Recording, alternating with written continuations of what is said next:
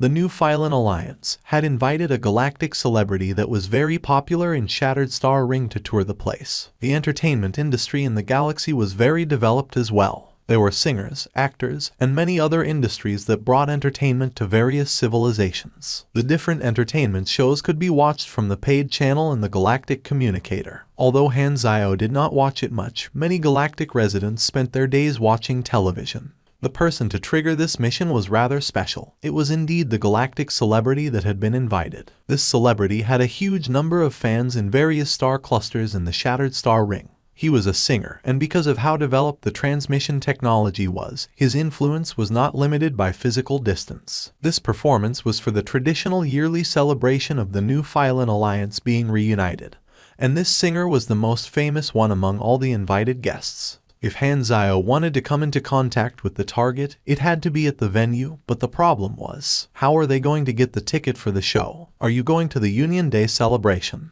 When Sylvia heard about the destination of their spaceship, she rolled her eyes and said, "Stop dreaming." Every year, those that can enter the venue to watch it live are all very important people. Sylvia wanted to go every year, and in fact, Langley's position had been high enough to get her into the venue. Unfortunately, he was a traitor and a spy. Now that she had become a mercenary, she would never have the chance to attend it again, so she could only bury this tiny dream of hers. "Black Star, I want to ask you for the last time," Sylvia said while shivering. She kept swallowing her saliva and spoke anxiously. "We're not really going to cause a commotion and rush into the spaceship, are we? Although I gave you my next 10 years, you don't have to cut it this short." Han Zio could not be bothered to reply. He waited patiently and silently. Now that the boarding had started, the fact that Han Zio was still there proved that he was not one of the people that was boarding.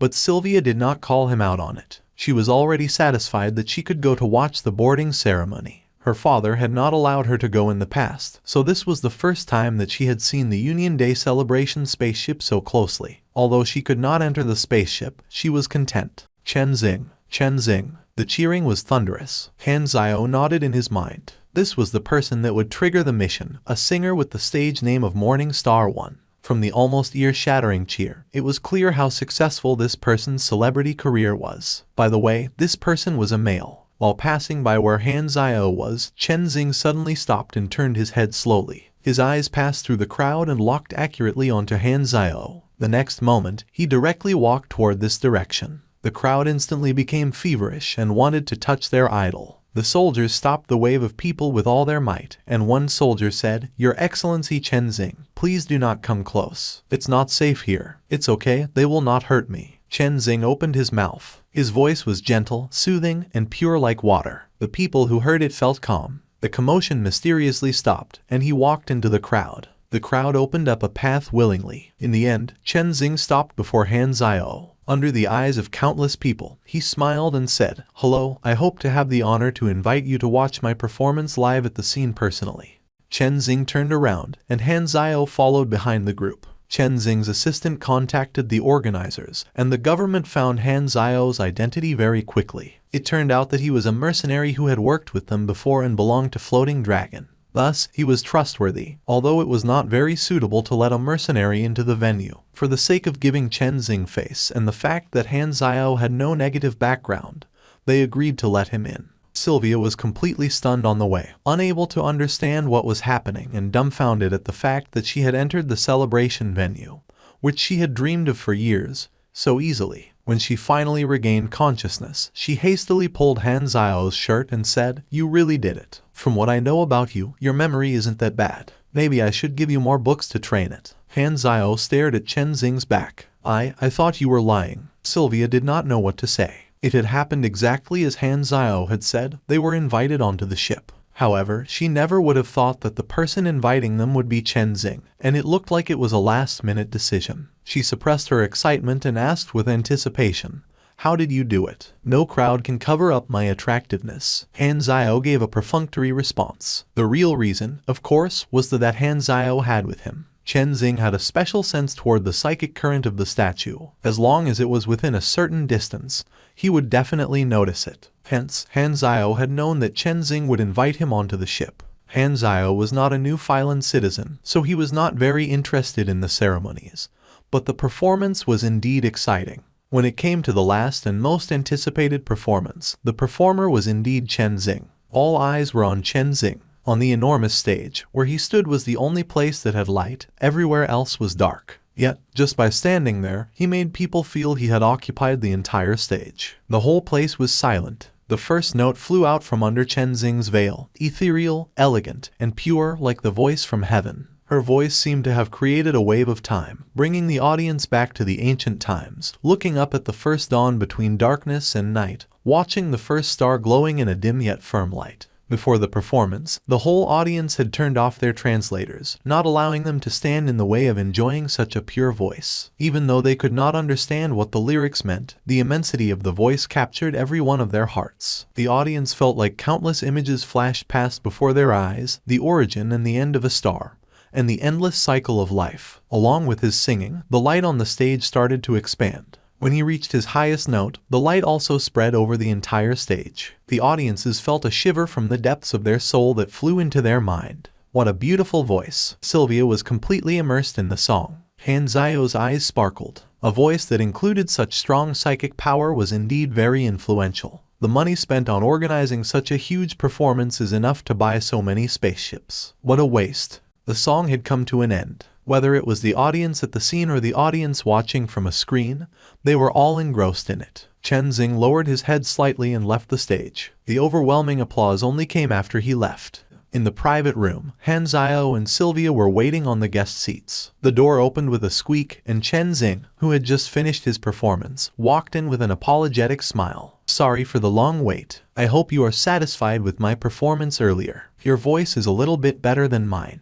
Han Zio nodded. Sylvia's eyes widened. She was shocked by how shameless he was. The most beautiful female that Han Zio had seen was Arashia, and just in terms of looks, she was only a little more beautiful than Chen Xing. However, this was a man. Exciting indeed, but he did not have such an interest. "I know you're very curious about why I invited you," Chen Xing said. "I am very curious," Han Zio said with a poker face. "No, you're not curious," Sylvia screamed in her mind. "The reason is, I have a hobby as a collector, and I like to collect some special items. You seem to have something that I want." As he was saying, Chen Xing took out a statue. Other than it having a different form, its material and size were exactly the same as what Han Zio had. Seeing the statue, Han Zio took out the that he had brought along and said with a surprised tone, "Wow, what a coincidence." Lolsh coincidence. Sylvia's expression was twisted from trying extremely hard to keep the annoyance in. "Your friend does not seem to be feeling well. Does she need to visit the washroom?" Chen Xing asked with concern. "Should I call a doctor for her?" "No need, thanks." Han Zio gave Sylvia a stare. Chen Xing shrugged and continued. "This is a set of collectibles. There were originally 4 of them. 2 of them are here, and 2 others are lost in unknown places. When one of them is a certain distance from another, its location can be sensed." He leaned back against the back of the chair in a very gentle way that did not look masculine at all. "I have just heard that you're a galactic mercenary, so I want to ask you to find the last 2 statues for me. I will pay a reward for it. How about 100,000 Enas?" 100. Sylvia could hardly breathe. "That's way too generous." Han Zio was not surprised. However, it was very normal for a celebrity to be wealthy. Furthermore, one of the reasons that this mission was popular in the previous life was that the difficulty of the mission did not fit its reward. "Sure, any requests?" Han Zio gave a faint smile. "Request?" Chen Xing tapped his lips and said, "The sooner, the better, of course. You have triggered C-ranked mission." Mission introduction. A singer named Chen Xing is collecting a special set of statues. He hopes that you can find the other statues. Mission requirements. Find the other 2. Remarks. When you have 2 statues, if there is another statue within a certain distance, you will notice. Reward. Basic reward of 100,000 Enas and 1,100,000 experience. After the mission is completed, grading will be given based on the time taken to complete it. The shorter it takes, the higher the rating. A bonus reward will be given. Got the mission. Han Zio narrowed his eyes. This was the mission that he wanted to trigger. It was one of the most suitable missions for him to get a high rating after he searched through his memories. Finding an item was not difficult but very time-consuming. The process was complicated, yet time was a factor in the rating given. However, to Han Zio, it was not difficult at all. Thanks to the players in his previous life, he knew the location of the last 2 statues, so he could skip the search process and obtain them directly. "For the sake of 100,000 Enas, I accept the hire. Where do I find you once it's completed? My schedule is very full." Anyway, it's impossible for you to find all of them in a short time. I will give my assistant's communication number to you later. Just inform him once you complete it." Chen Xing gave a gorgeous smile. After setting the destination, the spaceship took off. As Han Zhao knew the location of the statues, he did not have to waste any time. One of the statues was buried under the ground on some desolate planet. He just had to retrieve it. Han Zhao landed on the planet, headed straight to the location, and dug out the third mysterious statue. Other than the time spent on locating the exact spot, he did not waste a single second. According to the player's experience, he had saved at least 20 days. However, the last statue had an owner. For this mission, they passed through many areas, returned to the Terralum star cluster, and entered the East River star system, Star Zone 4, Planet Secret Blue. There is a civilization on the planet. The moment Han Zhao appeared, the whole scene froze. It was deadly silent. These warriors gazed at Han Zhao like they were frozen, and shocked expressions were fixed on their faces. Even the smugglers who watched from the side opened their mouth widely in disbelief. Alien. Past space trash had all been dead objects. This was the first alive creature, an alien from the boundless universe. Horror, shock, greed, and countless emotions flashed past these warriors' face. Everyone's breath became heavier, and the same thought appeared in their minds. Have to get the alien. He's too valuable. Let me introduce myself. I'm a mercenary from space, coming to your planet to look for a wooden statue. According to my senses, that statue is in that city not far away. If you're willing to hand it over, I can give you some information about the universe in exchange. If you reject, I will take it myself. Time is limited, so I hope to hear your response before tomorrow morning. Through the translator, his words became Planet Secret Blue's language. The people were shocked, seeing that Han Zhao had no intention of slaughtering them.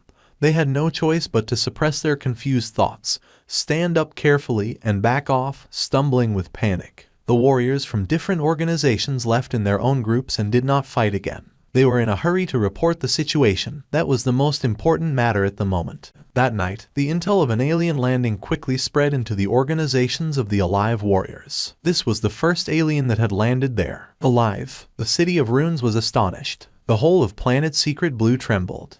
Everyone knows the situation. An alien who calls himself a mercenary has landed and is looking for an outer space object in our hands. According to the intel, he used some kind of mechanical beasts and defeated 200 rune guards with ease. He's now in the forest outside waiting for our response. What do you guys think of this? Aliens have a lot of information about the universe. He's saying that he's willing to exchange for the statue with some information. I think we can consider it, an official said. His position was similar to the king's hand. However, the object that the alien wants is definitely valuable. From his perspective, maybe he is making use of the fact that we don't understand its value and wants to exchange it for some simple information. I feel that we can't give in easily. It's best to check the statue first. You're right. The Lord of Runes nodded. Very soon, a guard brought the statue over from the inventory. It had landed on the planet many years ago and had existed since the last Lord of Runes. As they could not figure out the statue's secrets, and most of the researchers had mental issues after being in contact with it for too long, it had been sealed in the inventory and listed as an unsolvable outer space object. Due to the alien's request, they took the statue out once again. This object was definitely not ordinary. The Lord of Runes was not very willing to give it up this easily, despite not being able to uncover its secrets. This was a treasure that the alien crossed unimaginable distances to retrieve after all. The alien gave us till tomorrow. We only have one night to consider. The Lord of Runes squinted. If we can capture the alien, not only will we be able to analyze the body of a space race, but we can obtain all of his knowledge. This is an opportunity to rise above all the other organizations. The officials were divided into two sides. One side felt it was better to accept the alien's request. The other side was very greedy and wanted to capture the alien to garner all the benefits. The latter side had more supporters. We have one night, which is more than enough to gather about 10,000 guards and quietly surround that area. We can use the forbidden runes. These most elite warriors will be able to endure it. Combined with the large rune weapons, it is more than enough to defeat the alien. He definitely will not expect us to attack him. The Lord of Rune's eyes flickered as he swayed between peace and greed. In the end, he made the decision, reject the alien's request. If they could capture the alien, all the benefits would belong to them. He looked around the officials and said, "Gather the troops and bring out our strongest weapons. This is a once-in-a-thousand-years opportunity. Being too careful will only waste it. We have to capture the alien no matter what." The first beam of sunlight appeared in the sky, penetrating the forest, and landed on Han Zio, who was sitting still like a rock. Han Zio's eyelashes moved, and he opened his eyes. The refreshing, cooling morning fog landed on his skin and left a tint of wetness, making Han Zio feel slightly energized after not sleeping for the night. It's almost daytime. The enemies should arrive soon. The enormous Rune Guard army appeared from the forest in all directions. 1,000 rune bows were aimed at him, and 1,000 melee guards were slowly approaching. These 2,000 troops were just the front lines. The majority of the troops were still deeply hidden in the forest. Alien, you should be able to understand our language. And the commander of the City of Rune's Guard army, Baxus. You're surrounded. We will not harm you, provided you don't resist meaninglessly and follow us. Apparently, I have no choice but to take a trip to your city personally, such an unwise choice. Han Zio was regretful on the surface but delighted in his heart. After gathering suggestions the previous night, they had designed many tactics for the possible methods that the alien might have. They were very prepared. Baxes recalled these tactics and felt assured. Dragging a trail of electric sparks, the compressed orbs quickly rolled out on the ground in a 100-meter radius. With the sound of mechanical gears moving, artilleries appeared instantly and started firing at the army in all directions. Countless troops fell in an instant. Han Zio took a step forward and headed toward the City of Runes. The first group of troops was buried by the infinite bullets and cannons. There were both gunpowder artilleries and electromagnetic artilleries. The bullets used by the gunpowder artilleries were all special bullets such as incendiary bullets, penetrating bullets, grenades, gas bombs, and so on. This time, 300 special soldiers stepped out of the crowd. They were wearing black armor that had 10 times more complicated rune engravings. All of their eyes were filled with veins like they were enduring enormous pain. They were the strongest warriors of the City of Runes, Black Armor Guards. Their rune armor was the highest level equipment. Only trained ace warriors could use it, yet it would still cause irreversible damage to their body. Han Zio's combat style at the moment was almost invincible when facing a large number of enemies unless they were at the same grade as him. The most important thing was that they were cheap. The ace warriors of City of Runes, the fighters that had high hopes of the army on their shoulders, were defeated without making any impact. Bax's heart sank when he saw this. The power of the alien was beyond their expectations. A deep sense of regret appeared in their hearts, but it was more than too late. They would not know how much they overestimated themselves till they faced such a tragic defeat. Activate the rune catapults. 4 weapons that looked like huge cannons were dragged out and aimed at Han Zio from afar. These were the trump card of the City of Runes. The design originated from an almost completely broken weapon from an advanced rune civilization. The City of Runes had yet to gain its full technology, and the replica that they had made only had 1/100th of its power. But it was more than enough to be their strongest weapon. The entire City of Runes only had 10 of them, and they had taken out 4 to use as the trump card against the alien. The 4 catapults shot out enormous energy arrows with a high-pitched sound, carrying their last hope. These things are not too bad. Han Zio looked at these catapults. They were quite far away and exceeded the shooting range of his artilleries. Han Zio nodded. A specially made set of compressed orbs flew out and turned into machinery parts midair. These parts combined and connected with each other. Very soon, a medium-sized electromagnetic rail cannon landed beside him. It was almost 2 men tall. Han Zio sat in the control seat, quickly locked onto the target, and started charging. The blinding electric currents gathered in the cannon's barrel. A blue electric beam crossed 1,000 meters and penetrated 3 rune catapults instantly.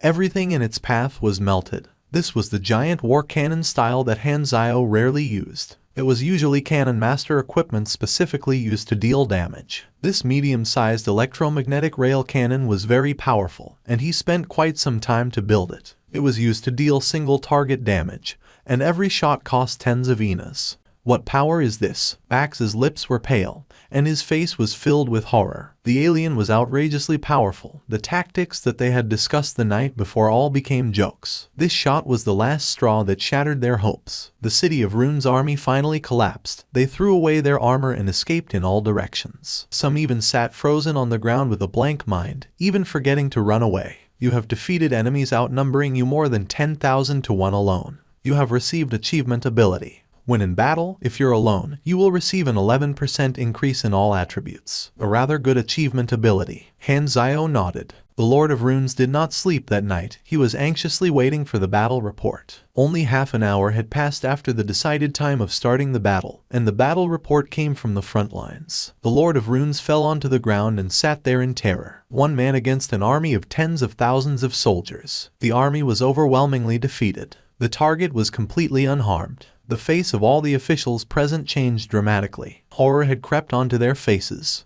Not long after, Hanzio finally walked out of the forest and came to the edge of the city of runes. As soon as he appeared, countless eyes focused on him with curiosity, fear, worry, and other emotions. Seeing the large crowd and the group of people who clearly were government officials, Hanzio's eyebrows twitched. His lips curled up as he could guess what their plan was. They had realized that they had messed with someone that they should not have messed with, and now they were offering the statue in exchange for forgiveness and mercy. But isn't it too late to yield? The Lord of Runes took the statue from the hands of the guard, walked forward hastily, observed Hanzio cautiously, and said with a shivering voice, "This should be what you are looking for." Not knowing what the alien was thinking, the Lord of Runes did not dare say anything else. Hanzio touched the statue. The information on the interface was correct, so this was indeed the last lost statue. When he reached out to take the statue, the Lord of Runes' body shivered visibly. His eyes met with Hanzio's eyes, and he lowered his head in horror. Glancing through the nervous crowd, Hanzio said calmly,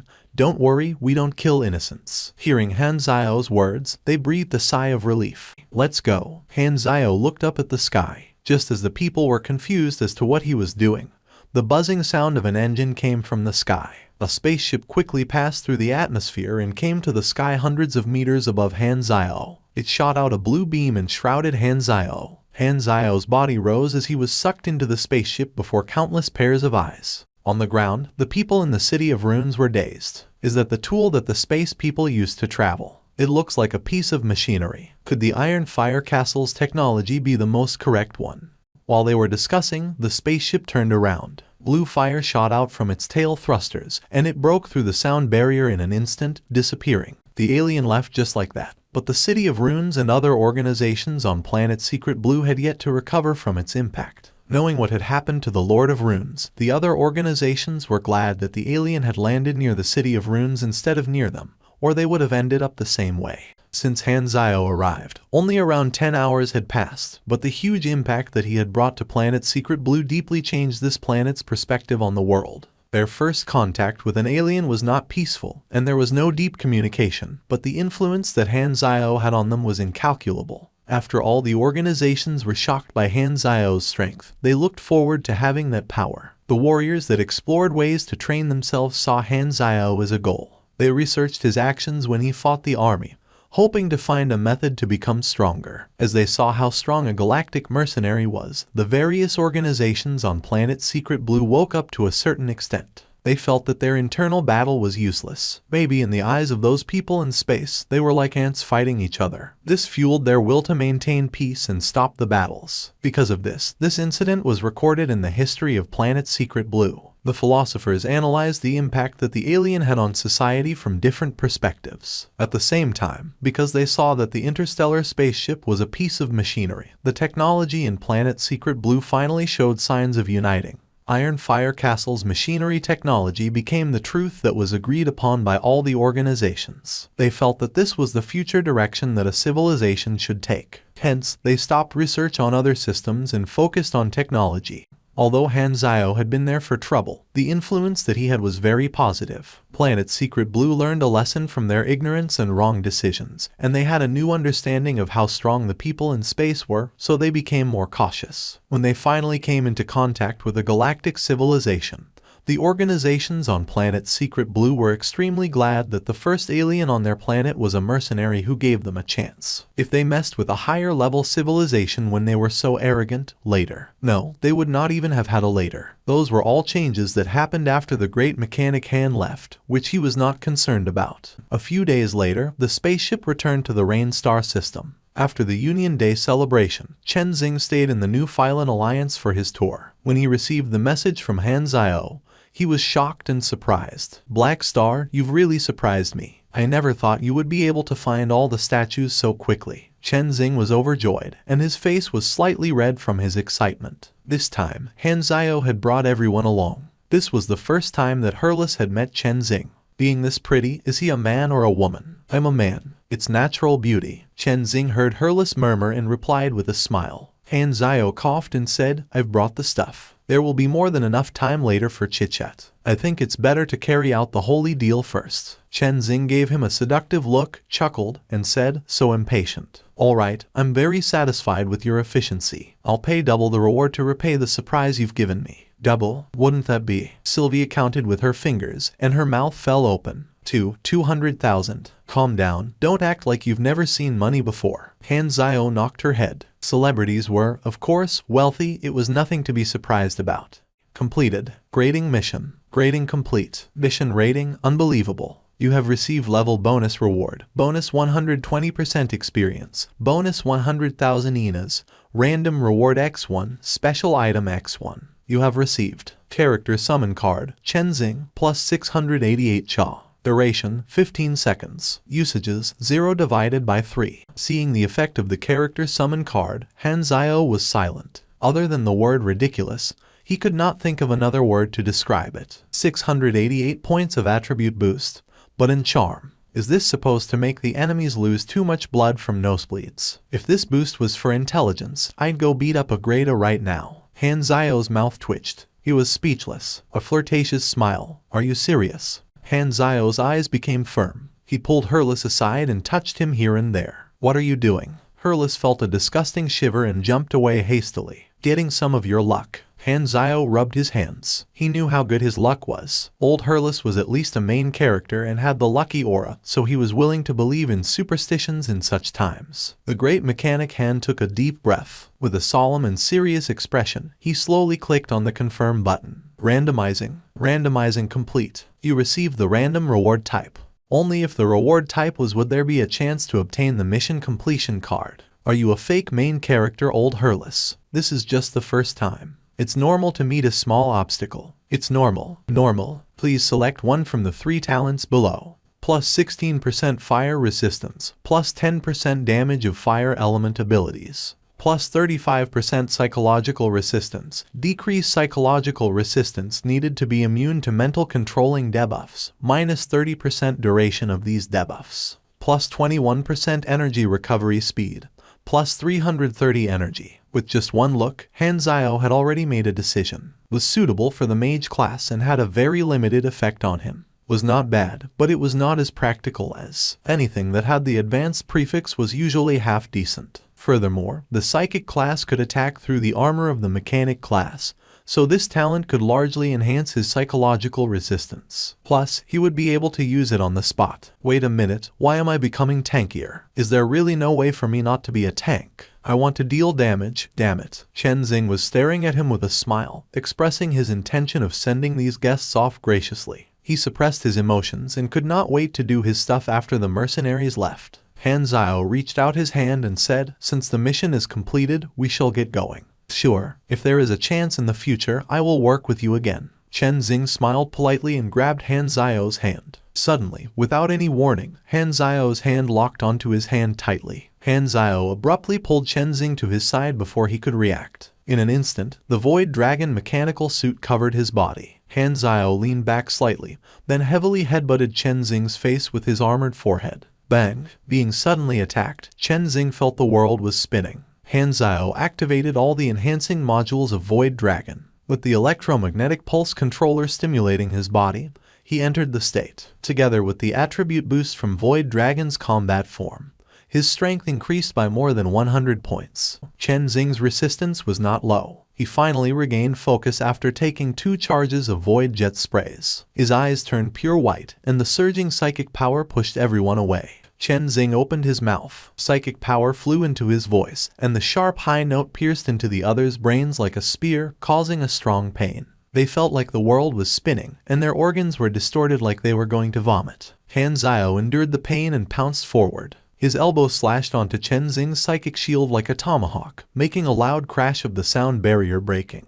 Then it landed on Chen Xing's pretty face. Blood splashed out from Chen Xing's nose and mouth. He held his bleeding nose and backed off in a panic. His eyes were filled with rage and shock. Hurless, go outside the door and stop the guards. Volga brothers, protect Sylvia and don't get too close to us. Han Zio spoke very quickly. The next second, the 4 statues that had fallen to the ground were grabbed by Chen Xing with his psychic power. Like a thirsty man seeing water, he pressed the statues against his forehead. A unique psychic rhythm appeared in the air. In a spectrum invisible to the human eye, the psychic current in the statues was flowing into Chen Xing's brain. His weakened psychic powers recovered extremely quickly. This was the statue's effect on Chen Xing. The psychic current in them was like a strong supplement to him that could enhance his psychic power. Items like this that received prayers over a long time could all be used by him to strengthen his powers. Han Zio's eyes sparkled. Suddenly, he activated Gila's character summon card, and a hologram of a redhead woman appeared behind him.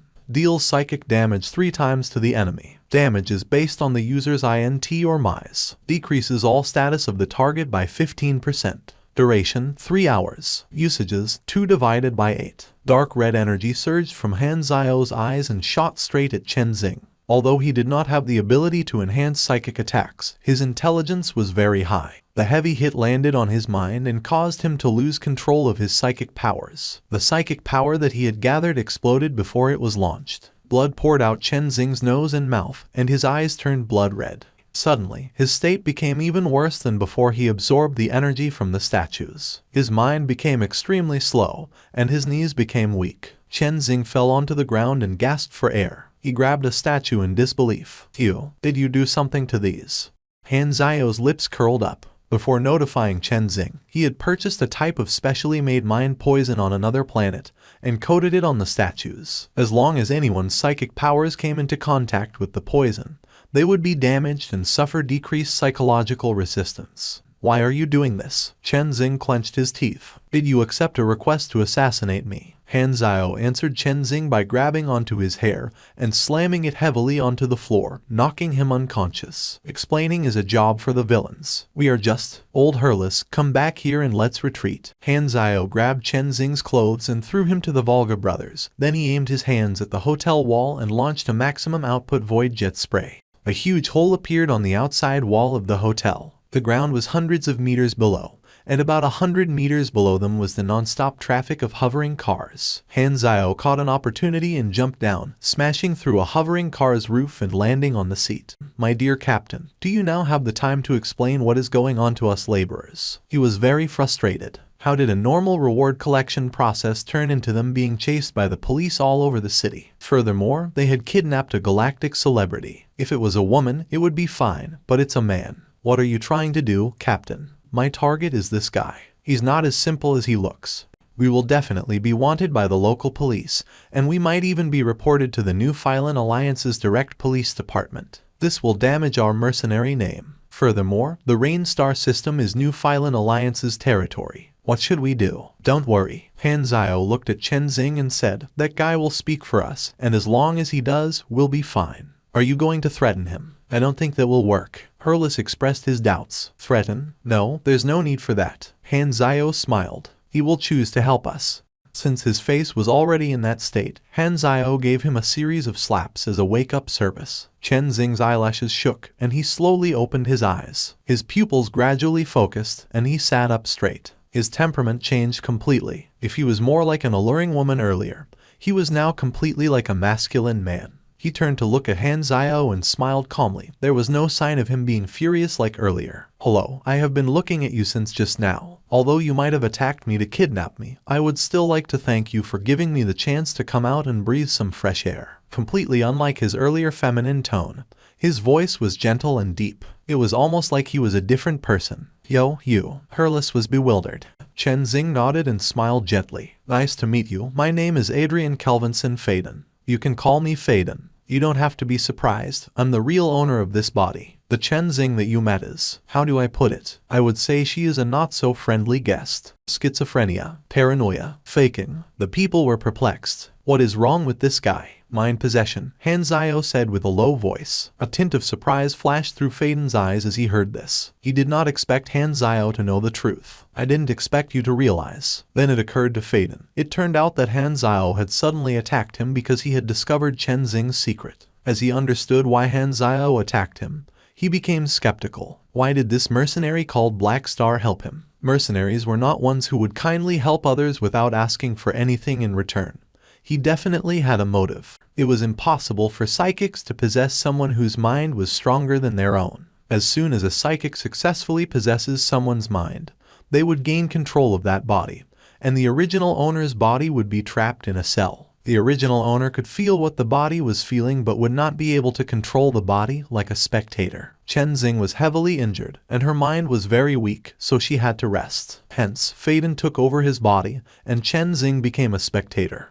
When did you get possessed? Herlis said curiously. You mean, when was the last time I controlled this body? Faden shrugged. 4 years, 9 months, 14 days, 8 hours, and 23 minutes. Oh, now it's 24 minutes. My home is in a remote star system in the Shattered Star Ring. I didn't like the completely modified main planet, so I migrated to a remote half-colonized planet. That planet is a gathering ground for the poor, also an abandoned planet in the other's eyes. However, I felt that place was more full of life than the city surrounded by iron and steel. Everything was peaceful. One day, a spaceship fell onto the land of my house, and inside was a heavily injured, unconscious woman. She was Chen Xing. I saved her and treated her wounds, but her injuries were too heavy. Before she died, she took away my body and continued living with it, then she became a celebrity. That's the gist of what happened. Faden spoke very calmly as if he did not have much hatred or anger on how his body had been taken away. He had long adapted throughout the 5 years, so there was no more resent and anger like when it first happened.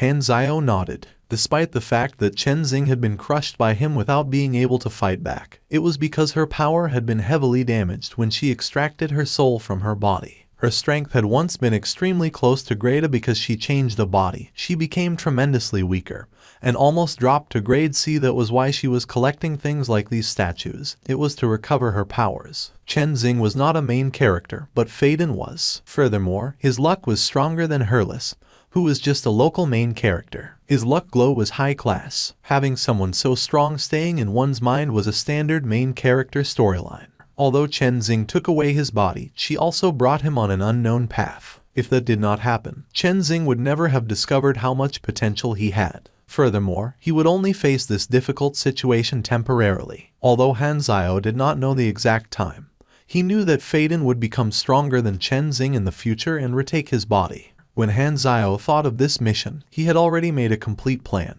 If he could get the mission completion card, he would not mess with Chen Xing for the time being and go for promotion first. However, if he did not get the mission completion card, he would then trigger this storyline. I can help you to control your body and evict the guest in your mind, or your body will be hers again when she recovers, Han Zhao said. Faden was not moved. What do you want? I believe this help does not come free. Chen Xing is very wealthy. You and her share your body, so you definitely know her account and password. I want her savings, Han Zhao said. Chen Xing was indeed wealthy, but this was not the great mechanic Han's main goal. However, he could not directly say that he was interested in Faden's potential, or he would not be able to gain his trust. Targeting his money was more convincing and would make Faden lower his guard to a certain extent. After all, the body belonged to Faden. He would rather have Chen Xing control it than risk it entirely. Faden was instantly convinced. Mercenaries wanting money was more normal than anything. Faden pointed at his head and smiled bitterly. She just threatened me, saying that if I touch her savings,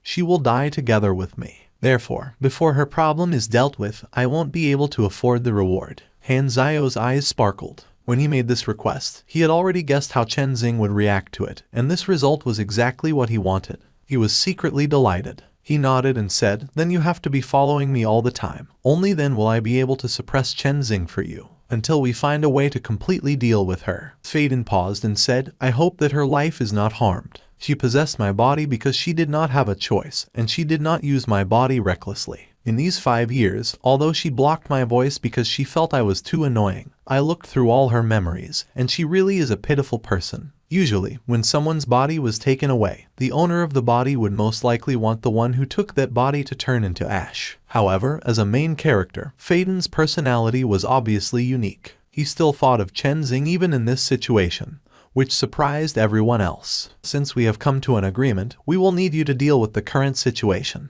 As long as you help to speak, our wanted status will be cancelled." "No problem." Faden smiled gently. Faden calmly dealt with the media with the script that he had already prepared. Back when he was trapped, he had been watching Chen Xing's every move, so he had no problem with doing the same. The police and reporters had their doubts on the excuses Faden had thought of, but since he had explained it himself, there was nothing more that they could do. I'm going to stop my performing career temporarily and leave here with these mercenaries. Sorry, you guys might have to look for another job. Faden waved his hand and patted the manager's head. The manager, who had been like a furious lion just a second ago, instantly quieted down and started crying. On the side, his other female assistants all cried as well. They looked at Han Zio with eyes filled with hostility like he was their romantic rival who had snatched their love away. But when they looked at Faden, their expression became sorrowful again, and they ran toward Faden for hugs. This scene looked like a group of people who had just lost their lover, yet none of them blamed their ex-boyfriend and forgave him instead.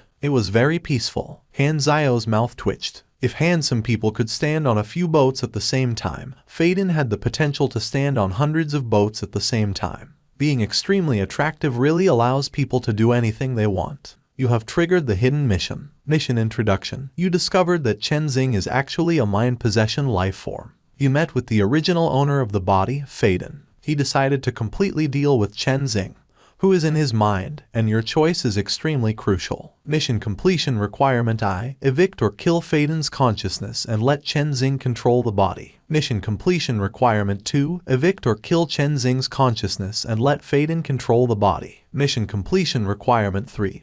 Help Chen Xing and Faden come to an agreement and have them take turns to control the body. Mission completion requirement IV unknown. Remarks. As long as one requirement is met, the mission can be considered as complete. Different results give different rewards. I can help Chen Xing. Han Zio was surprised. As he knew about Faden's future, he did not think about this possibility. This meant that the fate of a main character, Faden, was in his hands. If he helped Chen Xing, he would not have a future. Interesting. In the hall, Faden was sitting in the middle of everyone. The youngest Volga brother pressed onto the back of Faden's brain, and rings of formless psychic waves spread out from his forehead. After a while, he took his hands away. I found Chen Xing. She's very weak and could not resist my invasion. I have set 4 layers of walls and trapped her inside, at the same time hypnotizing her consciousness and slowing her thinking speed, which equals to reducing her recovery speed. In the next 15 days, she won't be able to do anything. Faden nodded. She's scolding me, so it seems to have been quite effective. He turned and smiled at the youngest Volga brother, releasing his attractiveness without holding back. Thank you for your help.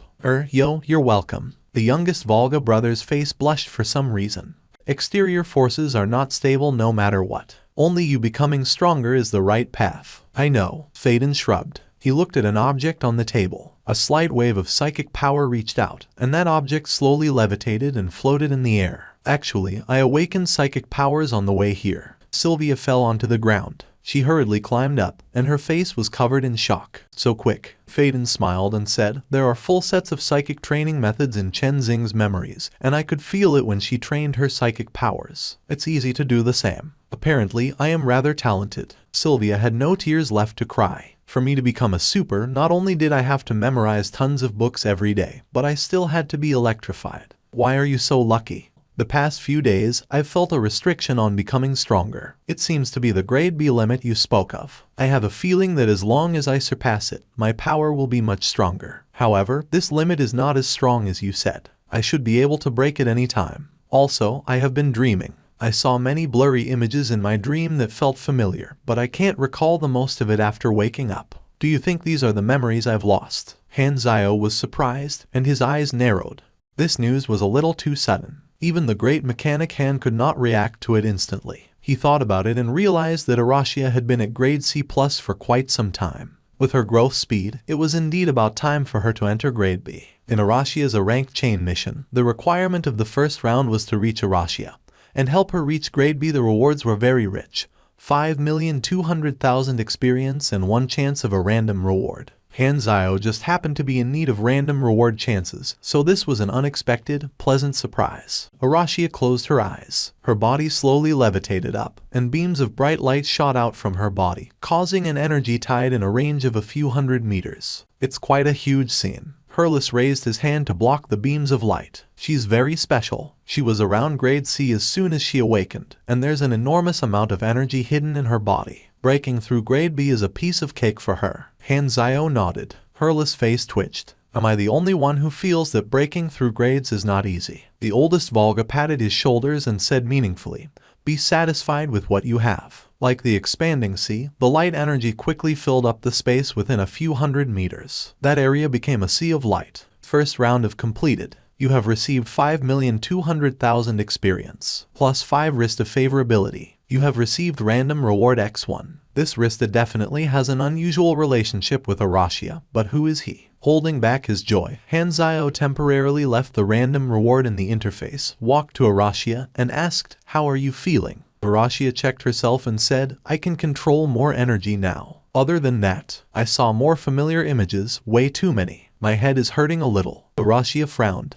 Hanzio looked down, reached out his hands, and rubbed her temples, easing her pain. "What else are you feeling?" "I don't know. Some places that flashed past in my memories seem to be summoning me. I have a feeling that if I go to these places, I should be able to recall some things." Arashia moved her fingers in the air and drew out the images of different locations in her memories with light energy. Hanzio raised his brows. Initially, Arashia was not curious about the memories that she had lost at all, but after she entered Grade B, she seemed to have awakened a more human side of her. She had new desires, and her emotions were richer. Could it be that as Arashia became stronger, her secrets would be gradually exposed? At this time, a new notification popped up on the interface. Second round. According to Arashia's descriptions, head to the various locations in her memories and help her look for the pieces of her memories. Current progress 0 divided by. Reward 10,300,000 experience, plus 10 wrist of favorability. Failure condition Arashi is deaf. The second round is to help her find parts of her memories. Hanzio's eyes sparkled. Being this special, Arashia's origin was definitely extraordinary. If she found her memories, he was not certain whether it would be a good or bad thing. He felt that Arashia was good the way that she was. If she recovered her memories, her personality would definitely change. This current state between them would most likely not be able to carry on. Hanzio was a little hesitant. Maybe keeping things as they were and not doing this mission was the best choice. No matter what, Arashia was a very decent friend, and she was now the second Grade B officer in the mercenary group. If she continued to grow, she would be of more use. With 3 Grade B supers, including Hanzio himself, the rating of the mercenary group in the alliance would increase, and he would have another strong comrade. However, this should be Arashia's personal storyline. Even if he did not do it, she might remember more memories as time went on. By then, she might choose to leave nonetheless. When thinking this way, Hanzio thought that he might as well do the mission and see how things went. There was still a random reward chance in the interface. Hanzio rubbed his hands together, took a deep breath, and activated it. Randomizing.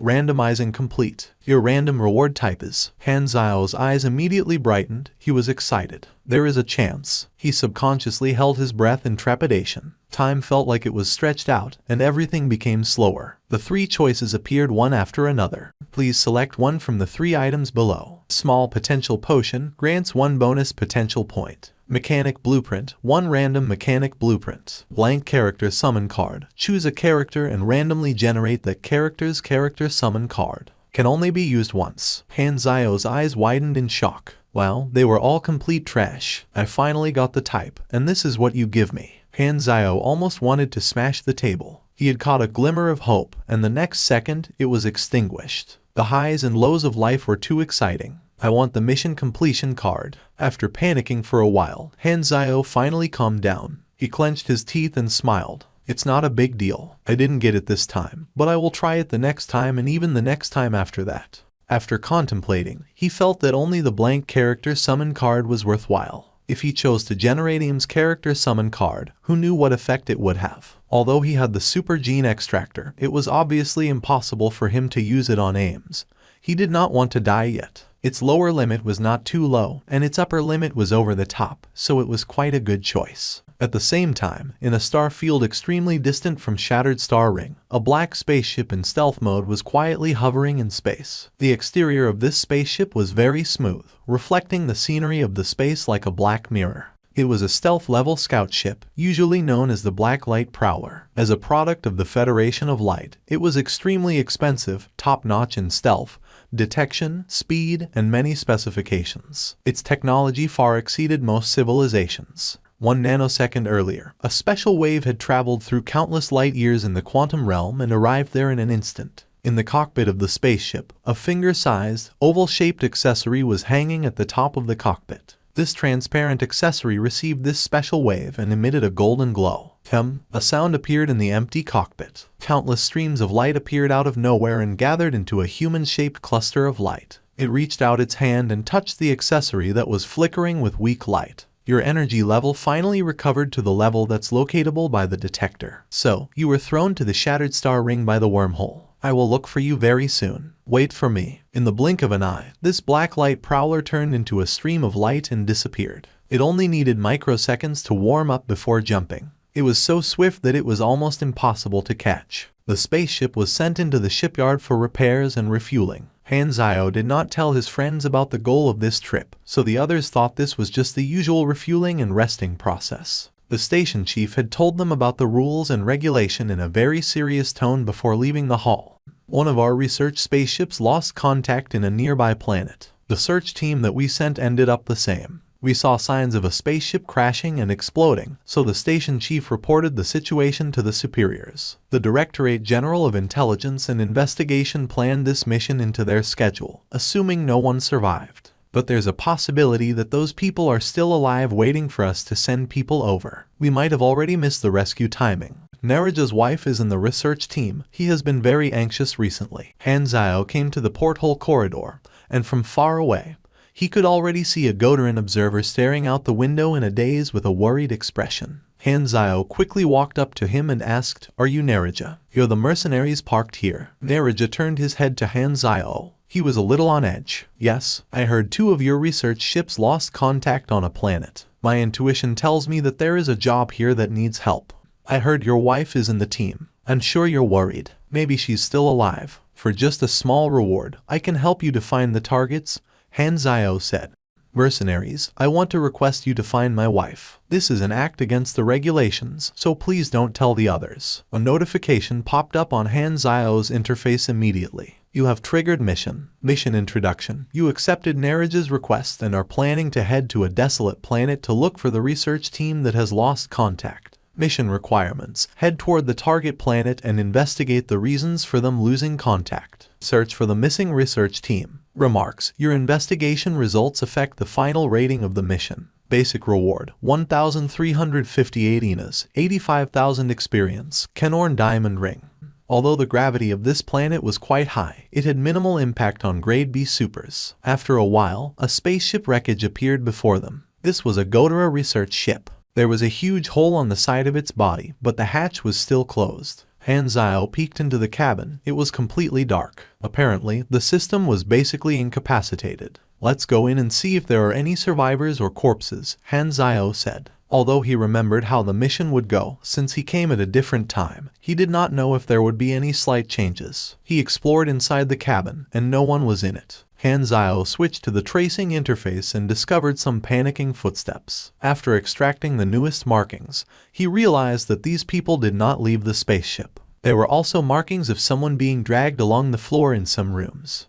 It's obvious that the shield did not fully protect them, and some people fainted. However, none of their footsteps left the spaceship. It seems like everyone disappeared into thin air. The hatch is closed, which means that that hole was made by something else. It looks like there are some special life forms on this planet, and these things are the reason for the ship crew's disappearance. I roughly know where that creature is. Following the path in his memories, Hanzio advanced quickly without stopping. Usually, only by collecting more clues nearby would they be able to discover the nest of the boss. However, the mission rating would not be high this way. In his previous life, there were more spaceship wreckages at that period in time, meaning that there were more clues. Very soon, they found a hidden nest at the bottom of a crater. There were signs of burrowing, and the entrance was about 4 to 5 meters wide, rather spacious. The path was slanted downward. The 3 of them slid along the tunnel and finally stepped on solid ground. Around them was the dark underground. The temperature there was much higher than that of the surface. There was only one way forward. It was a dead end behind them.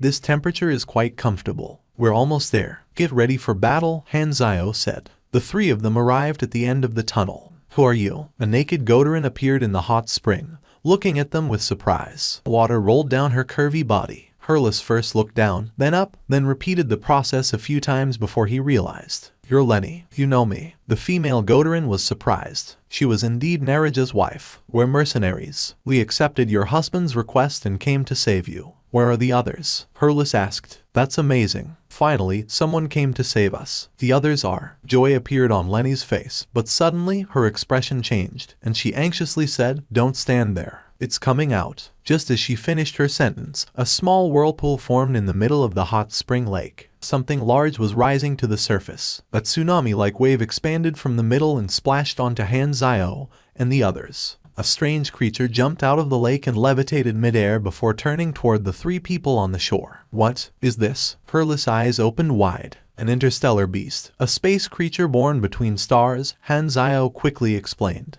It can fly in space with its body and increase its speed through the gravitational force of planets to reach the speed of spaceships. Although it cannot jump like a spaceship and usually has to fly alone for thousands of years, its lifespan is almost infinite. They can keep molting and renew their cells. They're very rare. Mages can summon interstellar beasts through an ancient ceremony. The spell is unidirectional and ignores physical distance. However, they summon interstellar beasts mostly to hunt and kill them. After all, an interstellar beast's body is a very rare material. Hurles acted first. He slashed his battleship's slicing blade, sending out a beam of blade-shaped light, directly hitting the interstellar beast's body. However, it shattered in an explosion, and the interstellar beast was unhurt. It did not even move an inch. Don't hope to hurt an interstellar creature that can travel through the universe with its body this easily. Han Zio pulled out an electromagnetic firearm and fired. The bullet bounced off the interstellar beast's body, and a damage number 1 appeared. The interstellar beast's attributes appeared on the interface. Level, Class, Attributes, STR, Dex, 500 End, INT,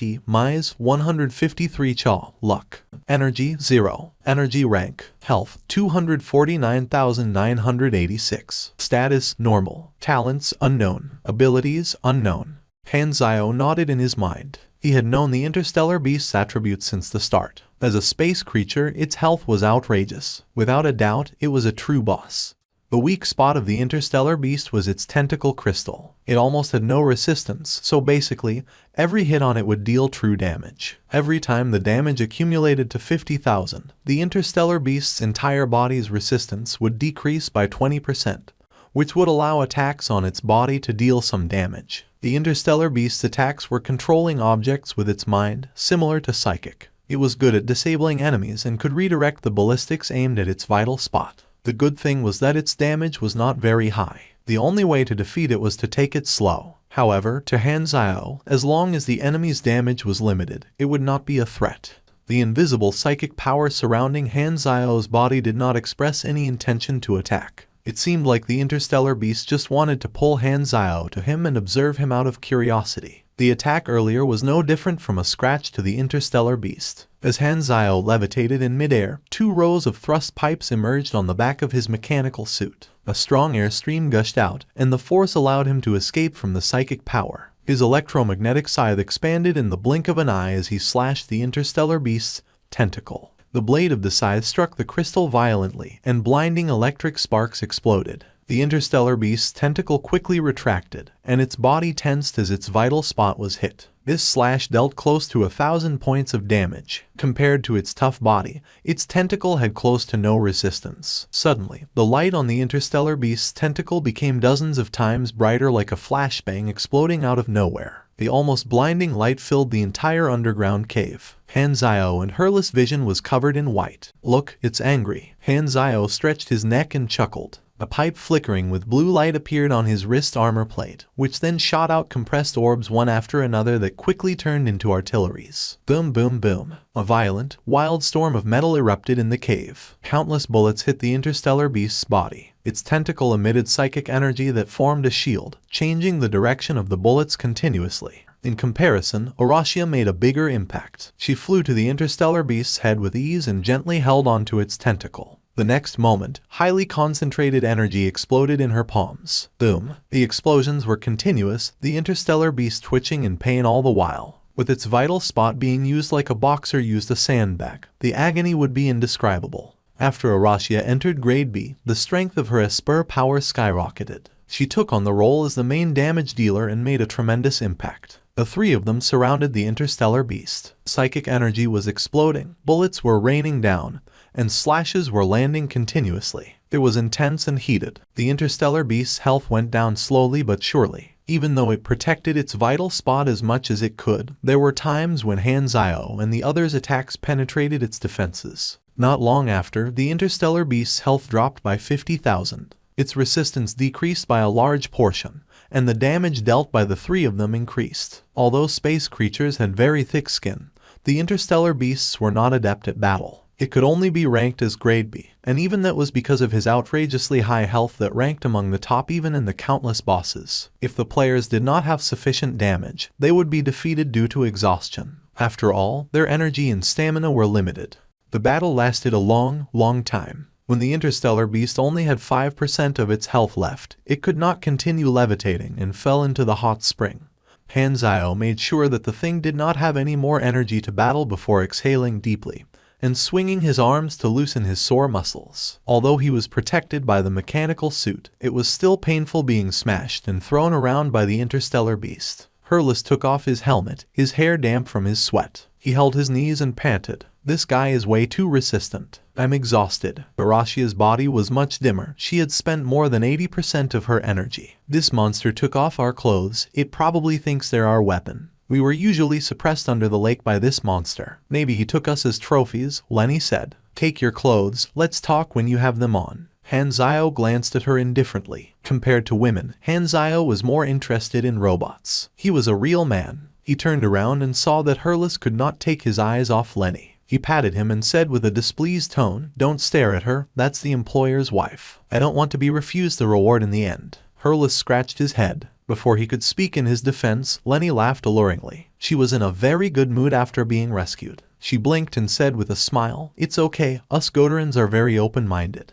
You guys saved my life, so maybe." "Stop, I'm not interested in golden skins." Hanzio shivered in his mind. Lenny shrugged, and they went below the water, quickly picked up a large pile of Observer standard equipment, and put them on. Interstellar beasts were extremely rare and filled with treasures. The important parts of interstellar beasts could be made into gene potions that could increase one's attributes. There was even a chance of getting a talent from the potion. Plus, it would increase the choices during race evolution. Furthermore, killing it would trigger a legendary milestone. Most importantly, the powder created by crushing an interstellar beast's crystal could be made into a special potion. It had no effect on the players but was extremely rare. It could even be used as a currency to purchase any resources from NPCs. Such potions only had one effect, to grant part of the interstellar beast's metabolism adjusting ability. Simply put, this thing could extend one's lifespan. Hurlus finally brought the other observers over. The Godarans were all surprised. Moments ago, they had still been trapped in the hot spring and singing, but the next moment,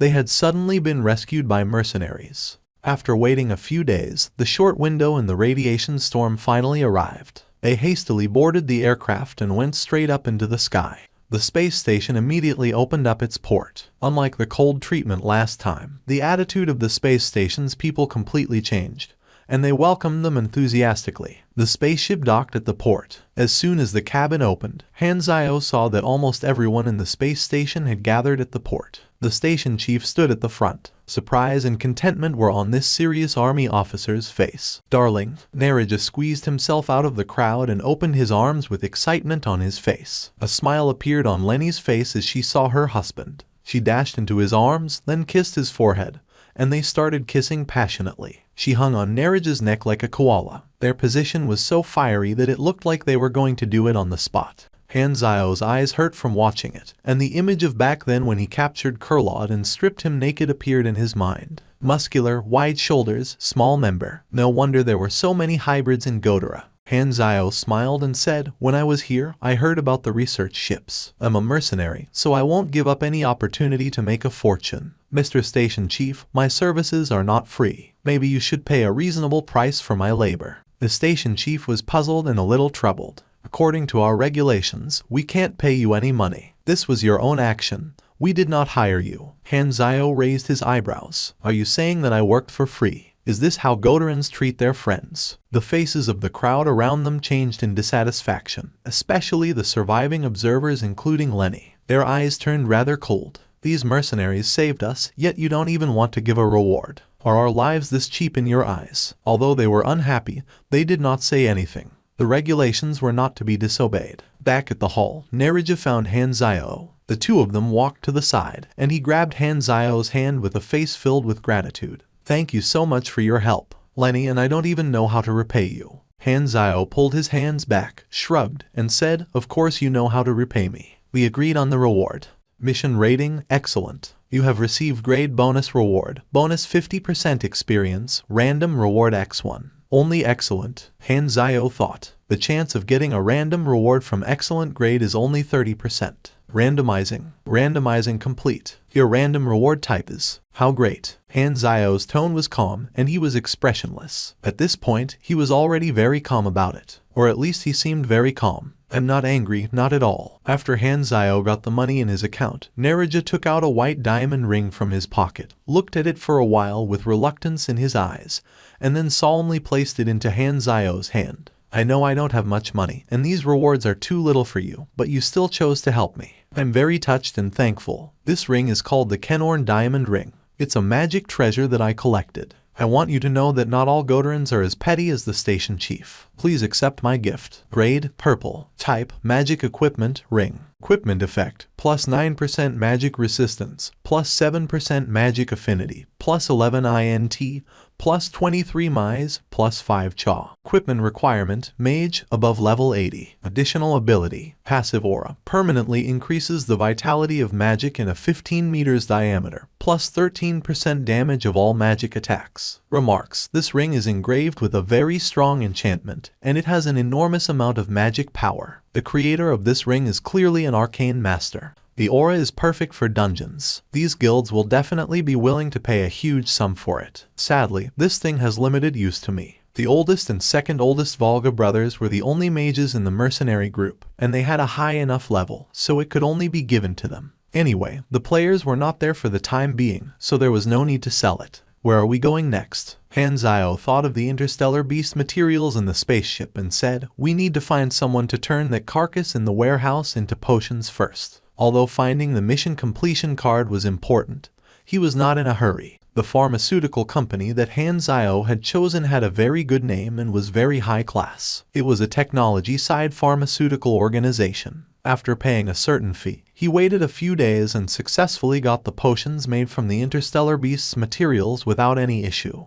Han Zio's fingers slid past the potions, and two translucent light blue information panels popped up around them. It was the item introduction. A precious potion, made by extracting an interstellar beast's genes, that grants a permanent attribute increase after consuming. Effective usages, 0 divided by 3. Remark, before drinking it, be warned that the genes of a space creature are not that easy to control. Of course, if being a distorted life form aligns with your aesthetic, please drink as much as you wish. A rare potion, made from an interstellar beast's life core, that grants an extended lifespan after consuming with almost no side effects. Remark, life is never too long. No fortune or reputation even comes close to how important it is. He drank a tube of lifespan potion. It tasted spicy, entering his stomach like a burning blade stabbing down his throat. The pain only lasted for a few seconds before it turned into a gentle warmness that spread throughout his body. You have acquired ability, self-healing. When you are injured, you can spend energy to increase your health recovery speed. Aner stood silently outside the thick, silver alloy gate without saying a word. The gate slowly opened and broke the silence. Light shone from inside, lighting up Aner's strict, wrinkly face. A person walked out slowly from the room back facing the light. His front was dark, and his looks could not be seen. He stopped before Aner. He reached out his palm and said, "Welcome to Calamity." The person extended his arm and shook Aner's hand. As he looked up, his face became clearer. It was indeed Ember. It was the day that Ember regained his freedom. To him, being in solitary confinement was the same as training. After training day after day, he had finally passed the threshold that had stopped countless supers and entered Greta. All his senses felt fresh. It was like he had been reborn. He did not just become stronger. His level of life, worldview, and mindset had changed as well. Problems that once felt difficult seemed easy, and enemies that he could not let go no longer mattered. The situation is not looking good. Although we are in the dark, Godra has not given up hunting us down. As the next step of the plan is carried out, the war will be on an even larger scale. Our high-end combat powers are the main focus of Godara. Some of them left us. High-end combat powers like you and I are in shortage, so you don't have time to rest.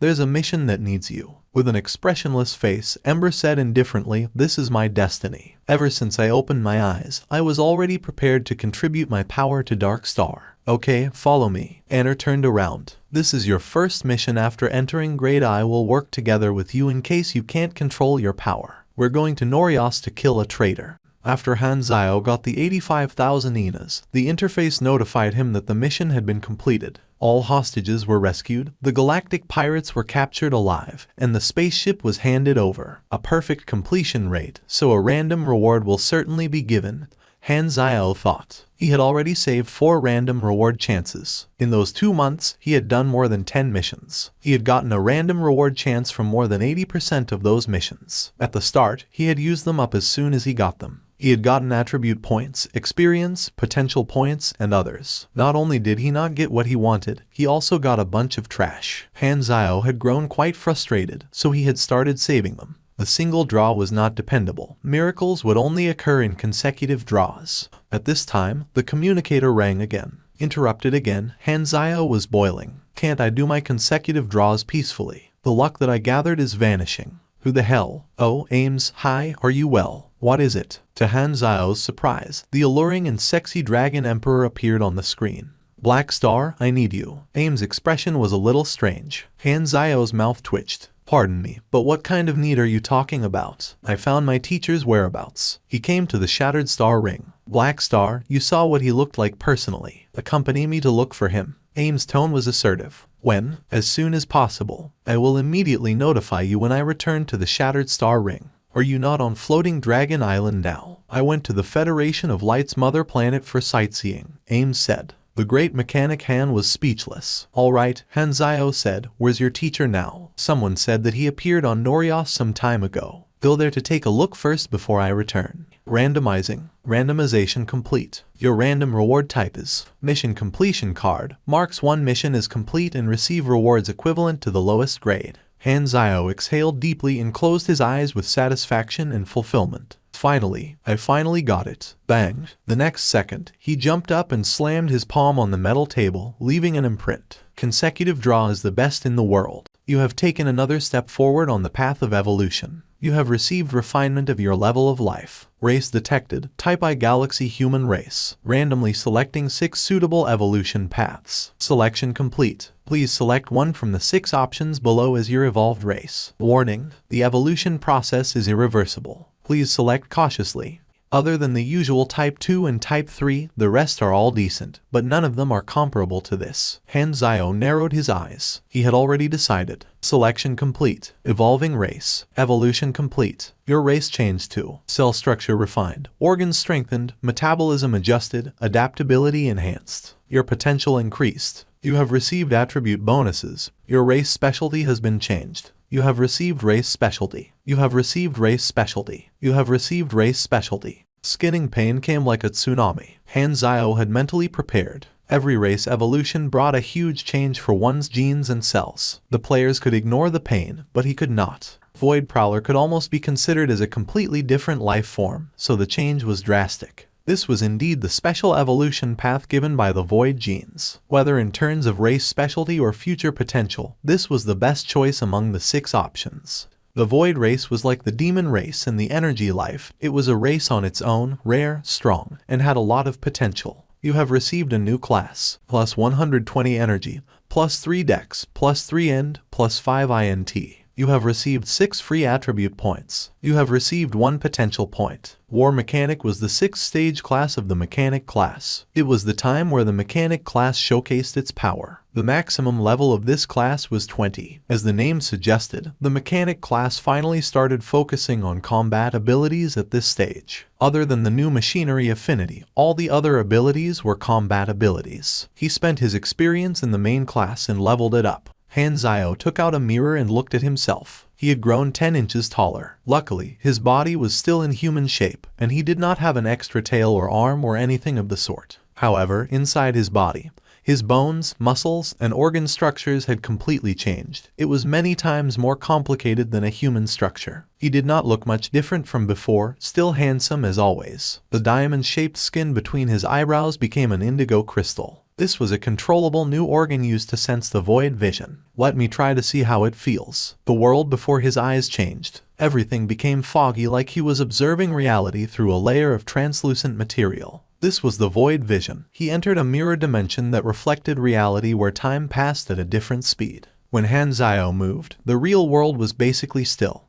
But he could not influence reality in any way, and would only go through physical objects. The two dimensions were like mirrors that were placed tightly against each other. They could not interfere with each other. It was like a stealth mode that allowed free movement, had no duration limit, but continuously cost a large amount of stamina during its duration. Its cooldown was 5 minutes. Destination detected. Arriving at Norios. Surface temperature suitable. In the spaceship hall. A round, chubby robot was speaking in a very mechanical voice. Suddenly, a big hand grabbed this robot's head and lifted it up. The robot seemed to be panicking, its two mechanical arms swinging randomly in the air. With its round robotic body, it looked strangely adorable. Put it down. How many times have I said, Herlis, don't play with my robot? Herlis shrugged and put the robot down. As soon as this little guy returned to the ground, it quickly rolled to beside the sofa and tried to hide behind Hanzio's legs while shivering. Hanzio petted the robot's metal head gently. Herlis scratched his head and said, "Can this artificial intelligence you built really fight? Can't you remember its name?" "It's called Philip," Hanzio said. "It's still semi-finished." During the time the spaceship traveled, Hanzio occupied himself. He had combined quite a few stronger blueprints, updated his combat machinery, and used the new that he had obtained to build Philip, an artificial intelligence. Compared to the smart chips, the calculation speed, logical structure, and data capacity of an artificial intelligence was many times higher. The reason for it being semi-finished was that some logical orders were not set up yet. Its virtual personality still had flaws and needed to be improved. Nonetheless, running it was not a problem. Philip could download data through the network, but it would not affect its fixed virtual personality. Hanzio later built a robot body for it. Regarding why its name was Philip, this was the name of his pet turtle in his previous life. To lazy people that wanted a pet but did not like cleaning, turtles were the perfect choice. It would probably not die even if its owner died. Hanzio registered for spaceship storage and brought the others to the lift area. Arashia looked up and said, "This place feels familiar. I might have come here before." This time, a notice popped up on the interface. Hanzio looked at it, and to his surprise, the progress of S second round had increased by 1. Looks like Norios is one of the locations in Arashia's memory pieces. She came here in one of her lives, and we coincidentally came as well. As Norios is a very important traffic junction, many intel organizations have set up divisions here recording information of all travelers. I know what the target looks like, so as long as I ask at an intel organization, there will definitely be some clues. I'm here to purchase intel. Hanzio expressed his intentions to the reception. After a while, a human dealer in black formal clothes walked out of the corridor and said with a deep voice, "Follow me." Hanzio and the others followed the human dealer into the corridor, took a turn at an intersection, and headed to the room. "What intel would you like to purchase? Our organization has a very strong intel network. Be it current matters or secret information, we have it all," the dealer bragged. "I want to look for someone. Give me a pen and paper. I will draw what he looks like." The higher one's intelligence attribute was, the clearer their memory would be. Hanzio quickly drew out a portrait of a human on the paper. "We have fitting intel. This is an ordinary man. We records all the travelers who enter Norios. We have been running a person searching promotion recently, so this piece of intel only costs 100 Inas. The dealer transferred the information as soon as Hanzio paid the fee, and the others looked at it together. This person came to Norios 38 days ago in a cross-star field voyage that took off at Starfield. He did not do anything irregular on Norios, and it looked like he's just traveling. Last seen 16 days ago, south of City 8. The detailed address was written in the intel. This was where the target had last appeared. 16 days ago. Is he still in Norios? Hanzio asked. The dealer nodded. We have people in the port, and there are records for every registered ID. He did not leave Norios, so he should still be in that place. That might not be the case, Hanzio said. Intel organizations were not almighty. If someone changed their appearance and used a pre-prepared fake ID, it would be very easy to fool them. Han Zhao could easily do it himself. Furthermore, the Dragon Emperor's teacher was an oracle. Upon getting the clues that they wanted, he and the others left the Intel organization. They headed straight to the train station and took the high-speed maglev train to City 8. The train had many cabins, and the cabin that they were sitting in was for groups. Their seats were around a table. The scenery outside the window dashed by. Hurlus was playing cards with the three brothers again, and Faden was observing how normal people played cards from the side. Arashia was eating snacks, and Sylvia was playing with Philip. This time, a voice from a strange man appeared beside them. "Can I sit here?" Han Zhao opened his eyes. A golden-skinned man was standing beside him. He was carrying a backpack and smiling. It was a Godarin. However, his skin color was very light, meaning that he was not a pureblood Godarin. "It's too lonely to travel alone, and I love to make friends. There's a saying in my home that goes making friends with strangers is a man's way. Hey, don't push me. We haven't agreed to let you sit down." Hurlus was displeased. You're playing Wayne card." Alvin saw the cards on the table, and his eyes sparkled. He took out a deck of cards, slammed it on the table, and said, "Well, I happen to be a master in Wayne card." At the same time, Hurlus discreetly turned to look at Han Zhao. Han Zhao gave him a hand sign, signaling that it was okay. He had checked Alvin just now. This Godarin was very weak, and his energy sign barely reached grade C's standard. He could crush him in a second, so it was not much of a threat. He wanted to see what this Godarin was trying to do and what his motives were, so he allowed him to stay and observed him closely.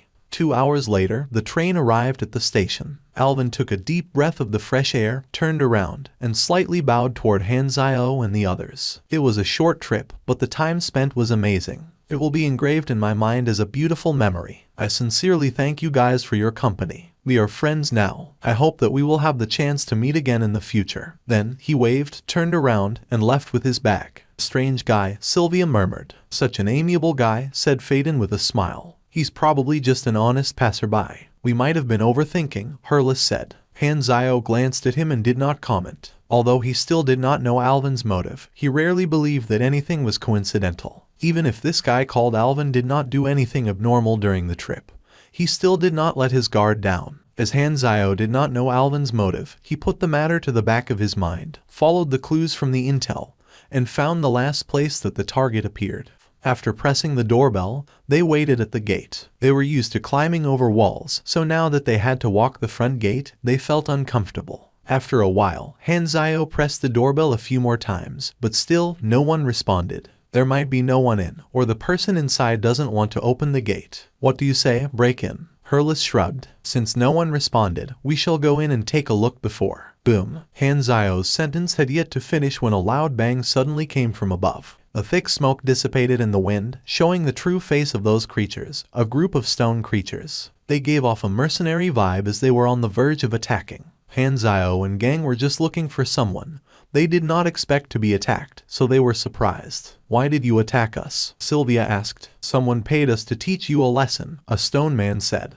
Philip was an artificial intelligence, so it lived in computer systems. Machinery was just what he controlled. When the shell was destroyed, it would not be damaged with it. Its core was behind layers of protection. With the computing speed of an artificial intelligence, it could simultaneously control dozens more mechanical beasts than before. Furthermore, with the combat simulations in the database, it could improvise on the spot and battle independently with a high standard. Pebbles spurted everywhere. "Don't hit too hard. We can't randomly kill people on Norios." Han Zhao leaned against the wall and watched the one-sided battle. "No, my smooth skin." The head of the stone warriors looked at his cracked body and wailed. In terms of stone man aesthetics, the quality of the stone on their body's surface was the same as their attractiveness. Han Zhao was a little surprised by how weak those stone warriors were. It was impossible for their employer not to know how strong Han Zhao and the others were. What impact would it make for him to send these weaklings? Was it just a warning or welcome gift? Could he have guessed incorrectly and the stone warrior's employer was not their target? Matters involving oracles were always a headache. Han Zhao did not want to dwell on it. He grabbed the stone warrior and questioned him directly. "Who is your employer?" Accordingly, mercenaries would not sell the identity of their employer. Han Zhao was already prepared to interrogate them, but to his surprise, these stone warriors gave him an expected reply. "The employer wanted us to come here today to deal with the person that pressed the doorbell of that villa and said that our lives wouldn't be in danger. If we got defeated, we should tell you a location to find a person there, and there will be someone there that knows his whereabouts. the stone warrior said nervously. He also said that you will forcefully ask for the employer's identity and told me to relay his exact words. You guessed right, it is me indeed. Don't think I don't know you used my name fraudulently. Play a game with me if you want to find me. Everyone's expression changed slightly. Damn Oracle. Han Zio clenched his teeth. Hurlus slapped Han Zio's back heavily and laughed loudly. You met a colleague. Colleagues hate each other. Han Zio snorted and asked for the location. The stone warrior said the next location while shivering, north of City 8. At the same time, in a secret location in Norios City 4, many Dark Star members were gathered in a dark room. They often like to host secret operations in dark places like that. According to our intel, the traitor appeared simultaneously at the center of City 7, northeast of City 6, and City 4 Seconds train station. His ability is to have 5 doppelgangers. One of them is in our hands, the whereabouts of the other 3 have been exposed, and the last one has yet to be found.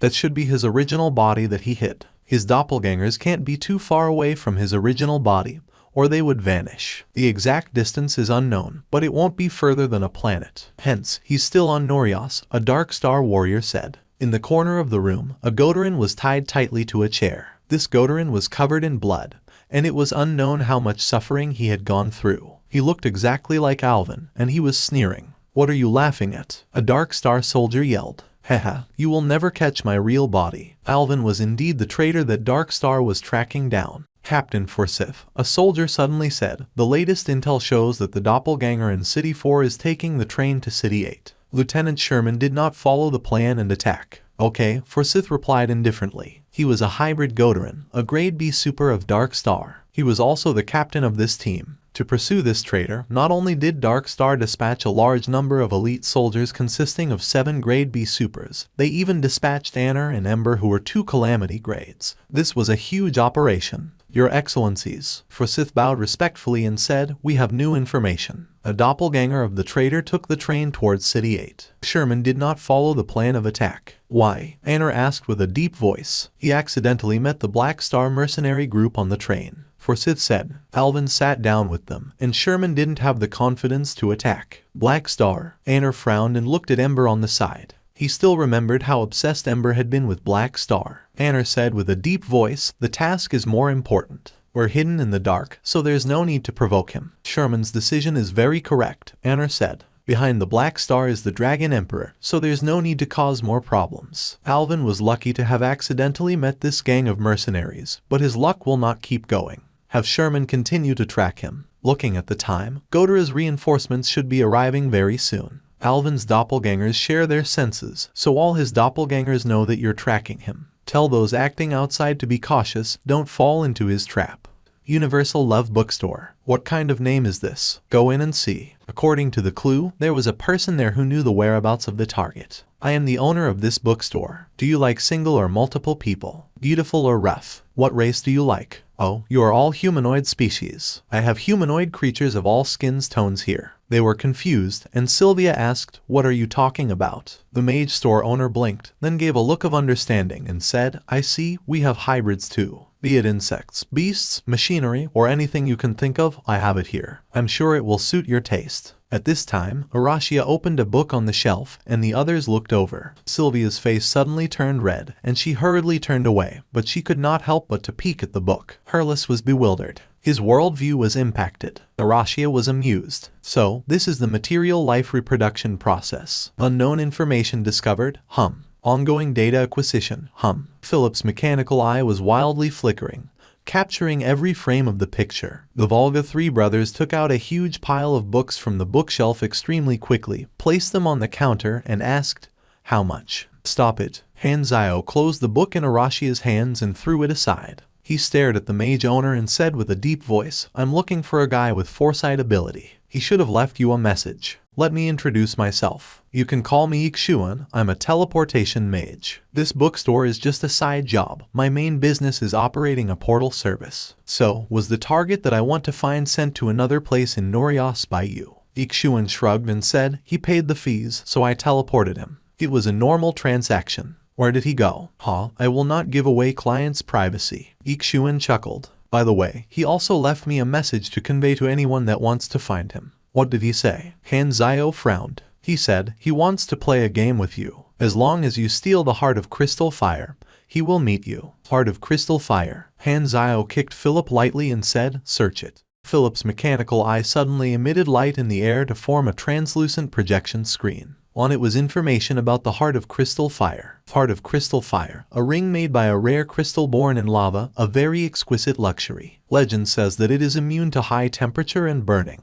It was once sold for a high price of 7,930,000 INAs to the leader of the Norias financial group, Rockfess, for his wife. When Rockfess and his wife appeared in public, his wife is always wearing this ring. 7,930,000. Hurlus spat blood, spending so much money to buy a lousy ring just to please a woman. This could buy numerous battleships. His worldview was once again shaken. Squinting, Han Zhao said with a low voice, I have no interest in completing this ridiculous request anyway. Where did you send him? Haven't I already told you? Yixuan said impatiently. I will not disclose the privacy of customers. Also, don't think about bribing me, I have my professional ethics. Then don't blame me for beating you up. With a ferocious expression, Hurlus raised his huge fists and stepped forward. He planned to scare this teleportation mage. His hand was just about to touch Yixuan's collar when a change happened. A light door suddenly appeared right in the gap between the two of them. Hurlus was shocked. His reaction was very fast, so he stopped his forward momentum immediately and was about to retreat. To his surprise, a red tentacle suddenly extended out quickly of the light door and wrapped around his body. A huge force blasted from the tentacle and pulled Hurlus into the light door as Hurlus disappeared. Then, a whirlpool-like sound appeared in the air. The light door rotated around the center point, narrowed, and quickly disappeared without a trace. Hurlus, the oldest Volga, exclaimed in shock.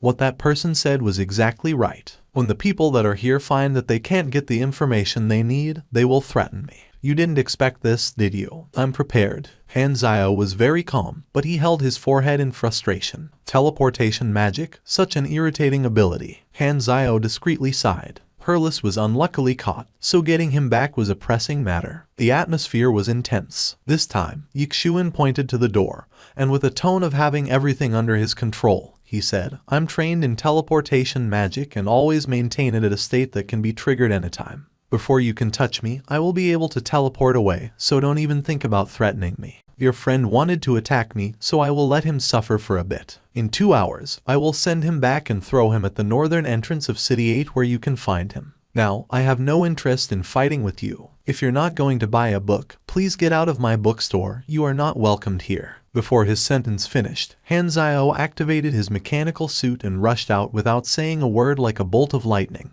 You really don't understand what I said, do you? You're still not giving up and want to attack me. I've already read your plans. You are so violent. Yixuan did not panic at all. He sneered and activated the standby teleportation magic. A light door suddenly appeared behind him, and he stepped into it in an instant. At this time, the mechanical suit warrior that wanted to attack him was still a distance away from him. With his casting speed, he would be able to close the portal before the opponent got close. Just then, a big hand suddenly appeared in front of his eyes like it appeared out of nowhere, and before Yixuan had time to respond, the hand passed through the portal and strongly grabbed onto his face. With a palm covering his eyes, Yixuan could not see anything. At that moment, he finally panicked. What happened? The next moment, a huge surging force came from the hand. Han Zhao, who was in his void form, pulled Yixuan out of the portal. Because Yixuan's body had to cross the light door again, he had no choice but to quickly stop his already prepared spell to close the portal,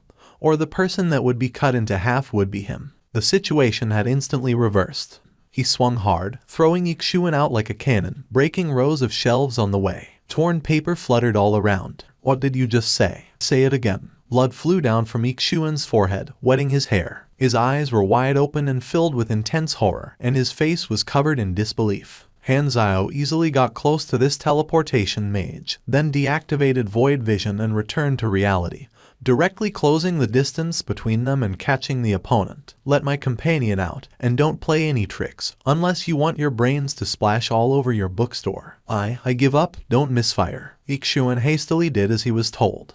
It's you. Hurlus was surprised. I've seen you before. The other person obviously knew Hurlus and was surprised as well. Before the conversation could carry on, a buzz from a spell appeared in the sky, and the portal appeared again. It seems that Captain is done with that teleportation mage. That was really efficient. Hurless' eyes brightened as he laughed out loud. In the bookstore, the portal was open, and they stared at the light door. Not long after, Hurless flew out, but he was not the only one. Another person followed him out of the light door. There are other people inside, Sylvia exclaimed. Wilsander. This person was shockingly the floating Dragon Island Dragon Guard captain, Wilsander. Hey, it's been a long time. Wilsander was bony and depraved looking as always. Why are you here? Han Zio said with surprise. And coming out of the portal, Wilsander dry coughed and pointed at Hurless. I got in the way he got in. Han Zio's mouth twitched as he figured out what had happened. It turned out, in addition to himself, Ames had also sent Wilsander to find her teacher. Then Wilsander was played by the Dragon Emperor's teacher as well. He found Ixuan and encountered the same problem as them. As a big-time galactic pirate once, Wilsander's mindset was to do things with violence. Hence, he was thrown somewhere else by this teleportation mage.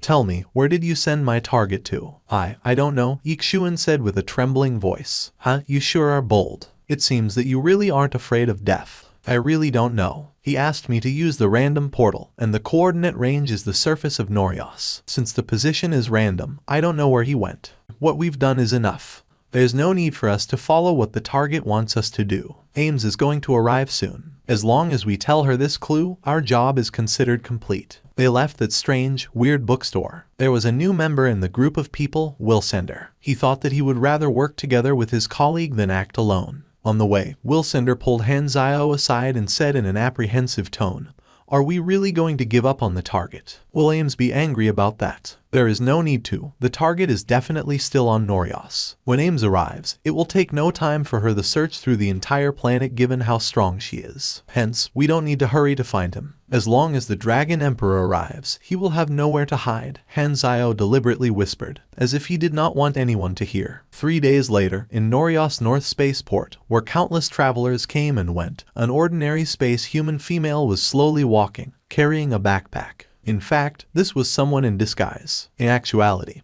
it was the target whom Han Zio was looking for, Ames' teacher who had once adopted her in her childhood and guided her to awaken her super talent. His name was Aesop, and his power was foresight. However, as compared to his rare prophetic ability, his race was even rarer. Aesop had been born before the galaxy calendar started. He was an eternal, a being who lived for countless years. Long before Han Zio had contact with the teleportation mage, Aesop had already foreseen that Han Zio and the others would refuse to participate in his game. Under the mask of disguise, Aesop smiled. You used my name, I give you a little punishment. Fair and square. Is that so? Suddenly, a man's voice came from behind, and a hand tapped Aesop's shoulder and stayed there. Aesop's face suddenly changed. He froze and slowly turned around. A stranger stood behind him. This man tore off an extremely thin mask on his face, exposing Han Zio's face. Mr. Aesop Hurricane, damn good morning to you. Han Zio smiled. How did you know I'm here? Aesop was shocked. His eyes changed slightly and flashed with wonder. He did not ask why Han Zio was here, it needed no explanation. He figured it out instantly the moment that he saw Han Zio. He was puzzled by another question at this moment. There were 5 harbors on Norios. How did he accurately find the correct one? He might have heard from Jenny that this black star seemed to be an oracle as well. Good question, allow me to introduce. Han Zio pulled a man from the side, took off the mask on the face of the person, revealing the face of Phaedon. He smiled and said, This is my mascot. You mean by luck? Aesop's face stiffened, and then he looked relieved. Oracles as skilled as him were very clear on one thing. There would never be a perfect plan. Aesop also took off the disguise, revealing his old appearance, and heartily laughed. It seems that my apprentice found a powerful partner. Han Zio smiled as well. Aesop coughed. You've won this game, but I don't want to see Ames. Black Star, can we discuss it? Han Zio suppressed his murderous intent and said with surprise, Do you not want to see your apprentice that much? Back then, I only casually adopted a little girl, spent some time with her, and taught her the method to awaken her super talent. How could I have known that she would go on to become a Beyond Greta whose name has spread across an entire star field? Aesop shook his head. If only I'd known, I wouldn't have adopted her. With her strength, if she finds me, there definitely won't be any way for me to escape. Han Zio's mouth twitched. Casually adopting a little girl who turned out to be one of the strongest people many years later. Why does this sound so familiar? Han Zio placed his arms around Aesop's shoulder and whispered to Aesop's ear, I refuse. Aesop's expression stiffened. Why did he whisper then? It gave him false hope. Han Zio contacted Ames on his communicator. As soon as the image showed up, Ames saw Aesop, who was standing beside Han Zio. Her beautiful eyes brightened as a tint of a smile appeared on her face. "Aesop, my teacher, I've really missed you." Aesop smiled bitterly. From Ames' tone, he could hear a strong sense of dissatisfaction. Even without using his foresight ability, he could tell that he was in a bad situation. After hiding for so many years, who knew how much unhappiness Ames had suppressed? Falling into her hands would be truly horrible. Then, Ames turned to look at Han Zio and said, "Wait for me, I'm almost there." The image turned black right after. She was very quick to act. Aesop was frustrated. He turned to look at Han Zio. "Won't you reconsider? She has already seen you. Do you think I can possibly let you go?" Han Zio smiled. Not much later, Ames' spaceship arrived at the port. Han Zio took Aesop to the pier, and Ames saw him as soon as she got off her spaceship. She walked over with a fearsome aura. Han Zio's hand that grabbed Aesop's shoulder clearly felt the old man's body shiver. Dragon Emperor. At this moment, the pedestrians near the pier were in an uproar. With faces of horror, they hurried back far away. They had not expected one of the strongest people in the Shattered Star Ring to suddenly appear. "Don't you have something to say to me?" Ames was expressionless. Aesop sighed as if he accepted his fate. "All right, I should have come back to see you long ago and shouldn't have hidden from you. Let's not stand here and let others watch. Let's go." As he was speaking, he walked up the gangway. Before entering the spacecraft, he looked back at Han Zio, and a smile suddenly appeared on his face. Ames was about to return to the ship, but she suddenly thought of something and turned around to look at Han Zio. She paused. With a serious and solemn tone, she said, "Thank you." Han Zio waved his hand. "It's a small matter. I'm just repaying my favor." "No, I owe you." Ames' tone was unquestionable. She suddenly hesitated before slowly reaching out. The soft black sleeve slid down her smooth arm, revealing her slender white palm, and she patted Han Zio on his shoulder. She was a neat freak and would never willingly touch others, but this time, she made an exception. Although she looked calm on the surface, she was actually very happy, so she was very grateful to Han Zio, who had captured Aesop. She knew how cunning Aesop was. She had caught wind of his whereabouts before, but she had ended up disappointed every time. This success surprised her. After a short pat, Ames quickly pulled back her hand and turned around to go up the ship. Han Zio, however, did not think it was unusual. At that moment, he thought of something and hastily used the blank character summon card in his interface before Ames closed the door, generating her character summon card.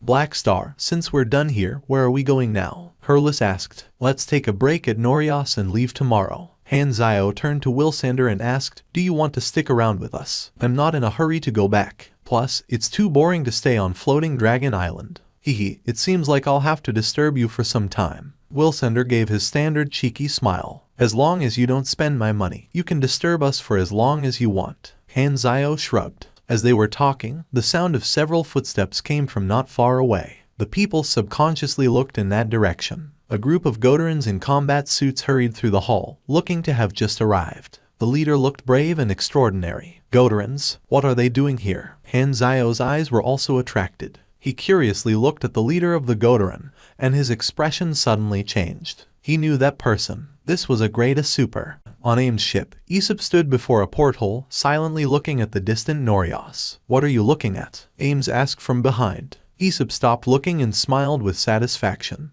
"You have a good officer. He's trustworthy." "You mean Black Star?" Ames nodded. "He is indeed very capable. Didn't you meet him long ago? You even told him to send me a message." Aesop shook his head and laughed. "I'm old now. I almost forgot about that." As he spoke, Aesop lowered his head, opened the communicator, and deleted a letter that had been set to send at a certain time. The receiver was shockingly Ames, whom he always blocked communication requests from. Aesop shook his head. "If it wasn't for you, I wouldn't have come to the Shattered Star Ring into this trap." Aesop knew Ames too well, capricious, arbitrary, not good at plotting. Just as Black Star had asked, if he did not want to be found by Ames, he could have hidden far away. So why did he have to return to Shattered Star Ring? As for his motivation, of course, it was not to tease Ames. Although he was indeed tired of living, his taste was not that boring. His goal was surprisingly Han Zio. Someone had used his name to deceive Ames. What if this person had found Ames' weakness and deliberately used it to get close to her while harboring ulterior motives? Aesop had been very worried about that. No matter what kind of power Ames had, in his eyes,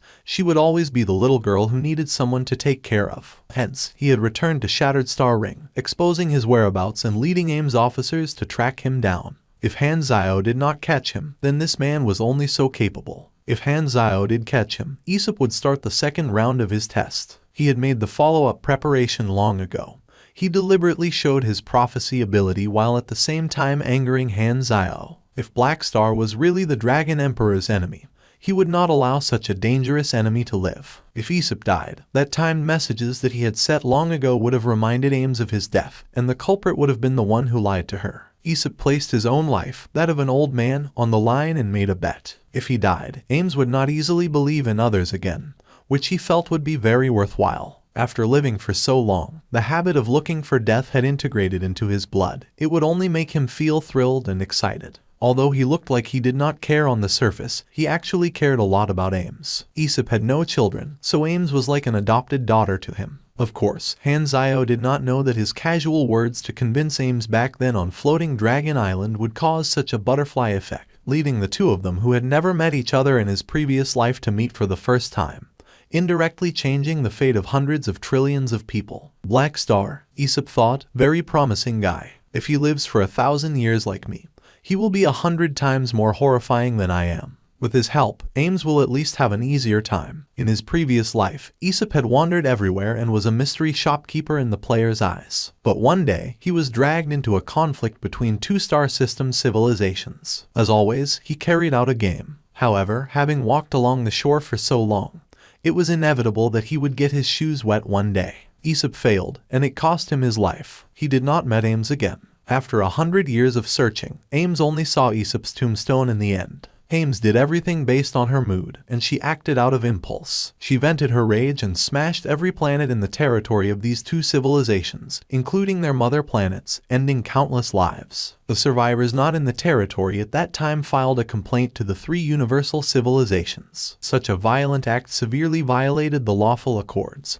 So Floating Dragon lost its privileges and was besieged by numerous armies. At that time, a large number of players accepted missions and took part in the siege. Countless battleships were destroyed in the battle, as was Floating Dragon Island. Although Ames did not die in the battle, she disappeared. The renowned Beyond Greta from the Shattered Star Ring was never seen again. Of course, that all happened in a very late version. Since Han Zhao had captured Aesop, if he let Ames meet Aesop, it would be something that had not happened in his previous life, so he did not know how it would turn out. Nonetheless, the tragedies of two civilizations with trillions of civilians being slaughtered, Floating Dragon Island destroyed, and Ames being heavily injured should not happen again. After helping Ames catch Aesop and completing the mission, Han Zhao had been in a good mood. However, when Han Zhao saw a bunch of Godara warriors rushing over, his mood plummeted. He recognized the Godarans' battlesuits, and these warriors were not low-grade observers. Instead, they were special forces that specialized in battle, and their leader was a super who had been extremely famous in his previous life. Nagakin, an officer of the War Bureau,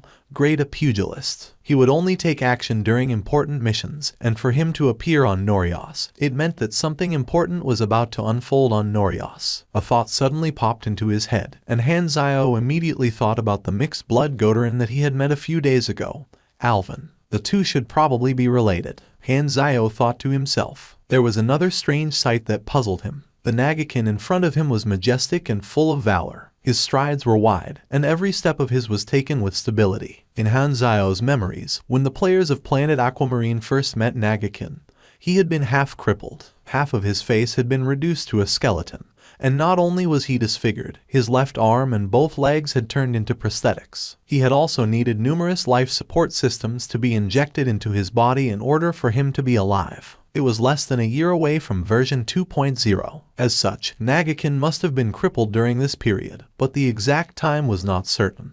Han Zhao's eyes flashed, and he immediately sprang into action. He broke away from the upper echelons of Norios and stood in front of Nagakin. Who are you? Don't block the way. The Godaran warriors stopped, and Nagakin looked at Han Zhao with a frown. Han Zhao introduced himself simply. Black Star. Oh, I've heard your name. You and some other mercenaries successfully destroyed a Dark Star mothership. Good job. Nagakin nodded and did not take it to heart. A figure of his caliber would only be concerned about more important matters. He only knew about Han Zhao's name because his subordinate had mentioned it in passing. At that very moment, he was pushed for time, so he asked impatiently, "Why are you stopping us?" "I only wanted to say hi. At the same time, I wanted to ask if you guys needed help." This was a common phrase that players used to start a conversation with NPCs. Hanzio was also trying to see if he was able to receive a mission and understand the Godoran's reason for appearing there. He was lacking intel and did not know that Dark Star and Godora were having a confrontation on Norios. He only felt that something was strange. He casually replied, "We do not need your help. I'm pushed for time and will take my leave now." After finishing his sentence, Nagakin moved past Hanzio and led his men away. Studying the backs of those Godorans, Hanzio stroked his chin and muttered to himself, "I wasn't able to activate a mission. For a Calamity grade super to take action personally, it's probably a risky mission." Since Nagakin did not welcome outsiders, Hanzio would forget about the matter. He would not lower himself and continue sticking to them uninvited. He then opened the interface. After obtaining the AIM's character summon card, he had not checked its effects yet. Force field, Gaze of the Dragon, compress the medium within a certain area, and target a single character. The targeted character will fall into a status. For every 100 points of STR the target has, 1 second of control time will be reduced. Basic control time, 18 seconds. Usages, 0 divided by 1. Hanzio felt that the strong control effect was still acceptable. AIMS had many different skills, and at her level, almost 70% of her skills were useful. While he did not obtain an attack skill, a control skill was more flexible and had its own advantages. Just when everyone was resting, a storm exploded. Nagakin took dozens of Godoran warriors and aircrafts and arrived at a skyscraper at the periphery of Norios' City 4. Nagakin's gaze was solemn as he clenched his fists. The golden flame began to flow down his arm as though it was liquid. His fist smashed onto the outer wall of the building. The entire building began to let out unsteady creaks, and the middle of the building bent slightly like a wooden pole that was almost smashed in half. Not to mention a building. It was a piece of cake for a Calamity-grade pugilist to destroy even a battleship. After destroying the building with a single punch, Nagakin charged in with his subordinates and attacked the enemy base. Upon entry, he immediately spotted Forsyth and the others, who were in a daze. Nagakin made a few hand signals and the Godoran warriors surrounded Forsyth's troops. He then said in a deep voice, "I am Nagakin from Godora's War Bureau. All of you are surrounded. Drop your weapons and surrender now. I will send all of you to Rainbow Prison." The building was shaking unsteadily, and Forsyth finally managed to steady himself. Revealing a malevolent smile, he chuckled as though his prey had fallen into his trap. "It seems like we've caught a big fish. Nagakin, look around you. Who do you think is surrounded?" 2 powerful auras exploded and trapped Nagakin's troops in the middle. Nagakin hurriedly turned around only to see Anner and Ember glaring at him. The intense killing intent seemed to have frozen the space around him. "Why are there 2 Calamity-grade supers? There is an error in our intelligence." Nagakin's face changed drastically. Alvin's intel had stated that the strongest person pursuing him was a grade B super. For Godora to send out a grade A super, it could be considered a foolproof plan. Anner and Ember did not appear in front of Alvin's doppelganger, and Forsyth had acted as the leader. As such, Alvin had believed that there were no Calamity-grade supers in the team. Nagakin's face was solemn, and he knew that it would be difficult for him to escape alive. Taking in a deep breath, "We will die today." The pugilist's flames covered his entire body, and the aura exploding out of his body matched Anner and Ember's auras. He then got into his fighting stance, and a resolute gaze could be seen in his eyes. Gritting his teeth, he let out a deep roar. "Before we die, let's fight." Norios emergency report. 10 minutes ago, a building in the periphery of City 4 was attacked, and 3 streets were completely destroyed. The bus station is completely crippled, and the number of casualties is being calculated. According to initial analysis, the cause of the destruction is a fight between supers. More details will be released after further investigation. For them to create such extensive destruction in such a short time, it is probably a battle between Calamity-grade supers, Hanzio said with a deep tone. He immediately thought about Nagakin. Considering when he had met Nagakin, he felt that it was extremely possible. However, this had nothing to do with him. He had not activated any missions from Nagakin, and since there were no benefits, Hanzio did not care about the matter. Beep beep. Right at that moment, his communicator rang. An unknown number was calling him. Hanzio accepted the call. The next moment, Nagakin's figure appeared on the screen. He was breathing heavily, and his entire body was covered in blood and wounds. He was obviously in an extremely pathetic state. "Black Star, please help me," Nagakin said with grit teeth. "I have a mission to fetch a character who betrayed Dark Star from Norios. His name is Alvin, and Dark Star sent forces to chase after him. The other party has 2 grade A supers, and I fell into their ambush." Nagakin described the situation honestly. While he knew that revealing the truth about two greatest supers might cause Han Zio to act warily and not help him, Nagakin would never hide the strength of his enemies and deceive mercenaries. He was an extremely straightforward person, and even if he knew that the mercenaries might reject him, he would still tell the truth. Who are the two greatest supers of Dark Star? I am not sure. Nagakin shook his head. What are their abilities? One of them is able to reduce the human body to ash and can control a large amount of dust to form various weapons. If I did not raise my defenses with my energy, he would have been able to slowly peel away my flesh. A cold glow flashed through Han Zio's eyes, and he said, Carbon element control, Ember. He had originally thought that this fellow had died in the explosion of the battleship, but never had he expected that Ember had actually escaped. Furthermore, he had even entered the Calamity grade. What are the abilities of the other one? Han Zio asked. He is a shape-shifting Esper. He can change into a strange flying creature roughly 4 to 5 meters tall. It seems as though he has the ability to control the flow of air. He is extremely fast, and it is difficult to follow him with the naked eye. Shape-shifting. Wind pressure. Han Zio's mouth contorted. Could he be the Wind Demon Anner? Dark Star had a limited number of greatest supers, and according to the abilities that they had displayed, Han Zio was able to guess their identities. Nagakin bit his lips as he waited for Han Zio's response. He silently prayed that Han Zio would not reject him. Han Zio seemed like his last chance. After a long while, Han Zio shook his head. It is too dangerous to fight two greatest supers. Nagakin's expression froze. While he had expected the outcome, he was still a little disappointed. However, your mission isn't to kill the both of them, right? Han Zio asked. As long as Alvin is able to leave Norias alive, your mission will be completed. The problem now is that your Godoran reinforcements require time to arrive. Thus, we only need to stall for time and help Alvin escape from Dark Star. If this is the case, I can try helping you. Nagakin's eyes lit up. He was overjoyed. At that moment, a new mission was shown on Han Zio's interface. Nagakin's request. Mission introduction. You have agreed to help Nagakin. His mission is to save a Dark Star trader. Mission requirements. 1. Aid Alvin in hiding until Godora's troops arrive. 2. Kill all of the pursuing Dark Star forces. Failure conditions. 1. Alvin's death. 2. Nagakin's death. Rewards: 5,800,000 experience, 240,000 Inas, plus 850 relationship with Godora faction, plus 30 Alvin favorability, plus 30 Nagakin favorability. There are 2 mission requirements. It seems like it will be easier to stall for time, Han Zio thought to himself. While it was more straightforward to defeat the enemy, the other party had 2 Calamity grade supers. Just a few of us will be far too little manpower. Let me find more manpower for you. He then turned around to Hurlus. Go through the Mercenary Alliance and issue a recruitment notice near Norias. The target will be all the mercenaries in the vicinity. As long as they can rush over in time, we want them all, as many as possible. What should we write for the person issuing the mission? Hurlus asked. Nagakin or Godora? No, their names aren't the best option. Han Zio shook his head. Use my name. In the past year, Han Zio had completed plenty of missions, and because of the backing of Floating Dragon, he had built up a large network consisting mainly of large mercenary groups including the likes of top-notch armies such as Blades, Purple Gold, and Sky Ring.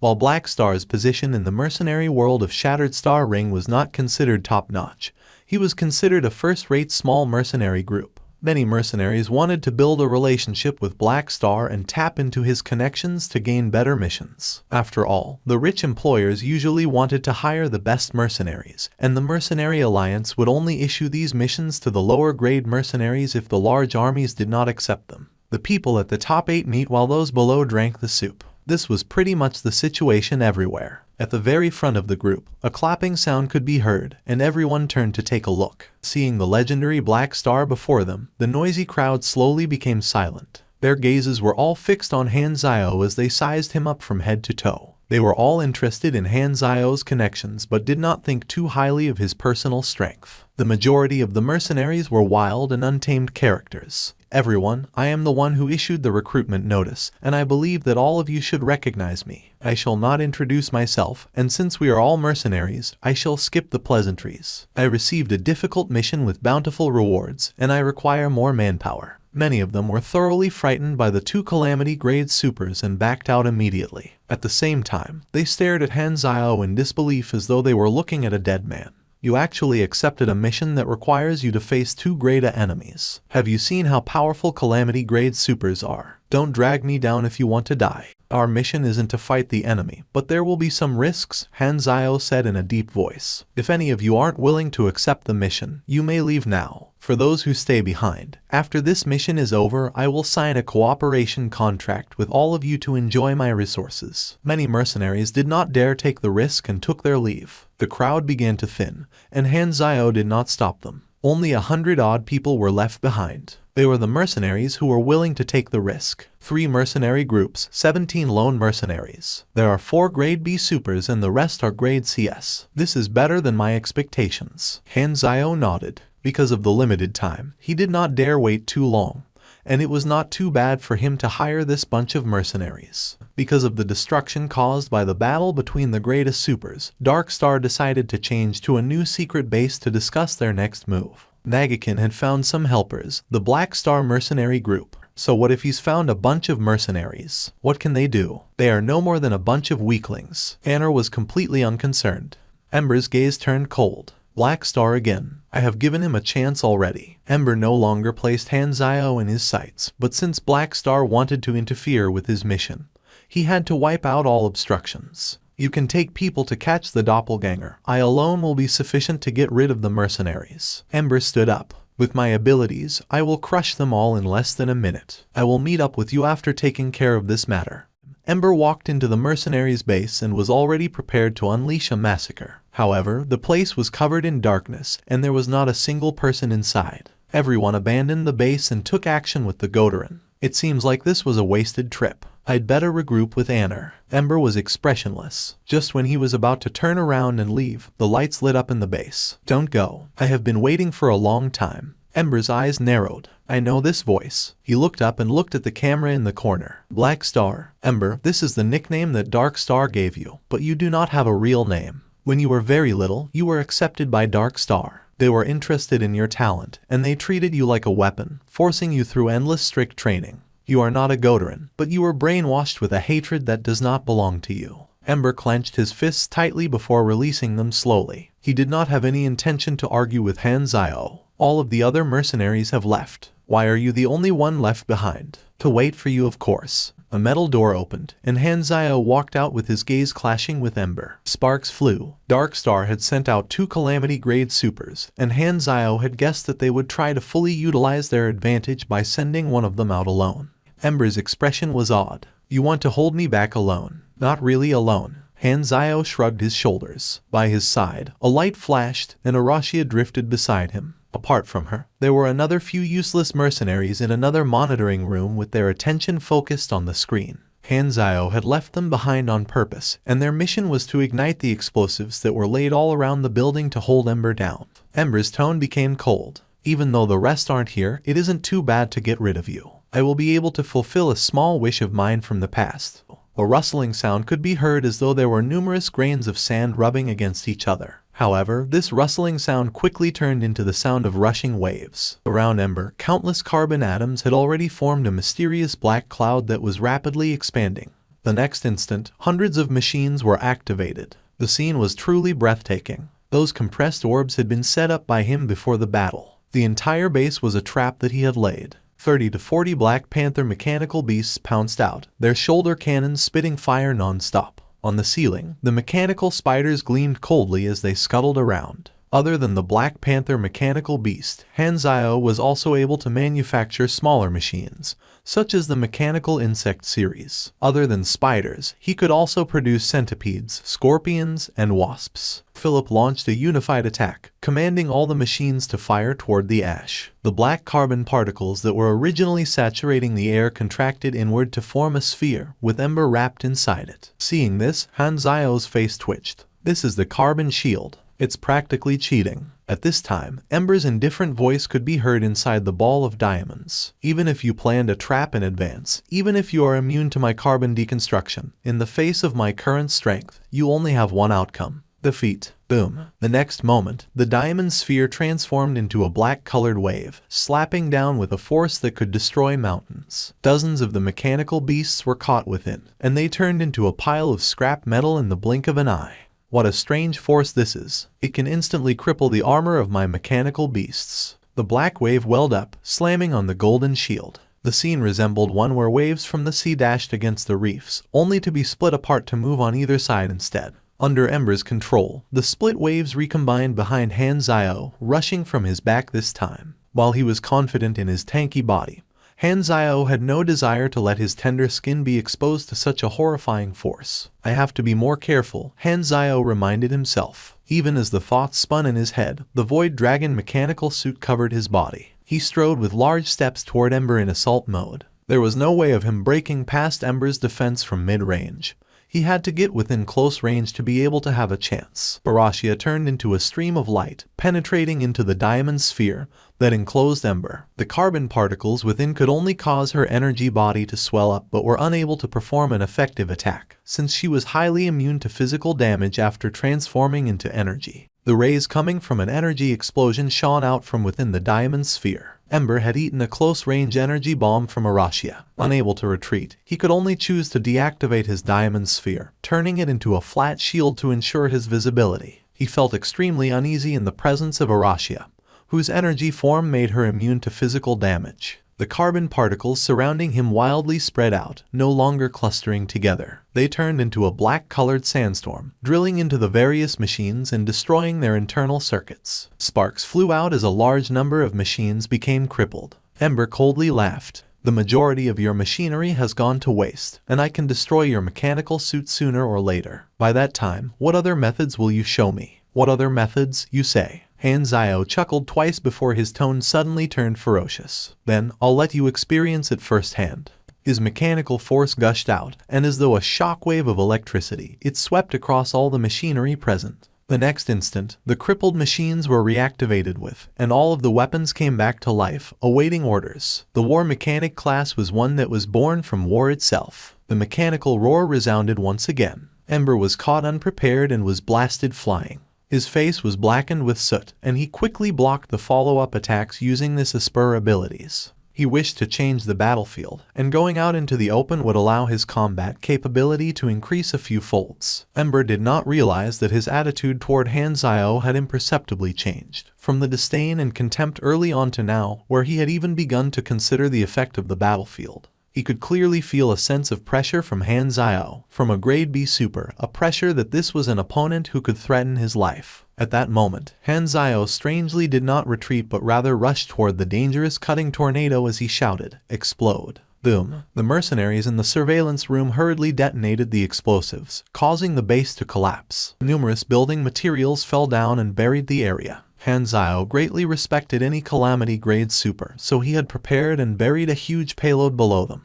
Detonation was an art, and due to his positioning of the explosives, the entire floor of the building collapsed. The duo entered a state of weightlessness as they rapidly fell. Bits of debris and rubble ricocheted around them, and their vision and breaths were obscured and stifled by the thick clouds of dust. The momentum caused by the explosion was so large that it was as though an entire mountain had shifted.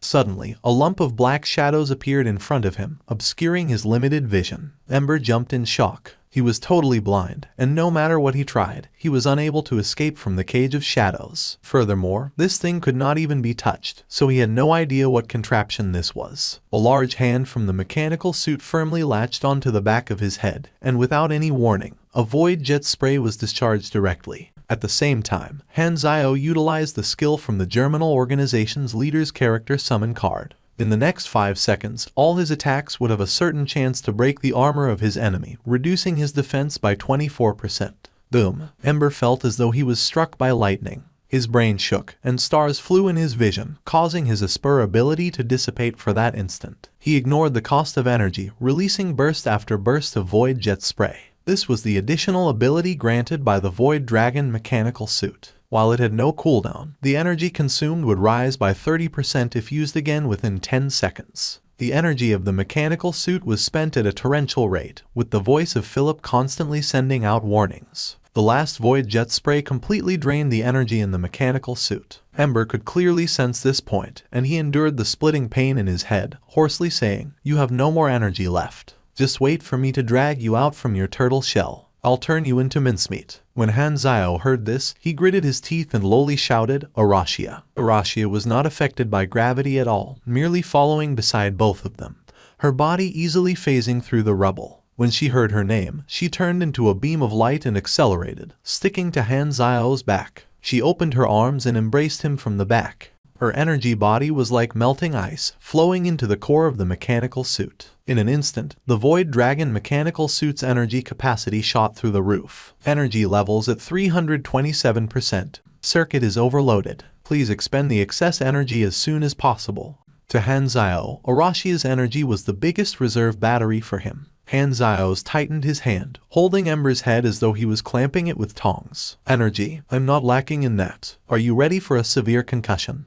Every time. It's the same every single time. This beastard has all sorts of schemes. The continuous series of explosions drowned whatever thoughts he had. The duo slammed into the ground, the impact jolting both to their bones. A mechanical arm pushed off a large boulder, and a figure could be seen climbing out of the rubble with difficulty. Ouch! A few of my ribs were fractured. Han Zio felt a dull ache in his chest. An entire building had crashed down on him, and even with the powerful defense of his Void Dragon armor, its durability had fallen from the original 67% to about 30%. The dust cloud was blown away by the strong wind, and Han Zio could see a thick, black wave that was double the size of before. Now that he was not in a building, Ember was able to gain access to a never-ending supply of carbon. All of a sudden, the black current condensed into a large, lifelike python, which was 2 to 3 meters thick and 100 meters long. The body of the python stood erect with its snake head looking at Han Zio, sticking out its tongue. It looked as though it was truly alive. On top of the snake's head, Ember's figure could be seen. He should have been full of elegance and majesty,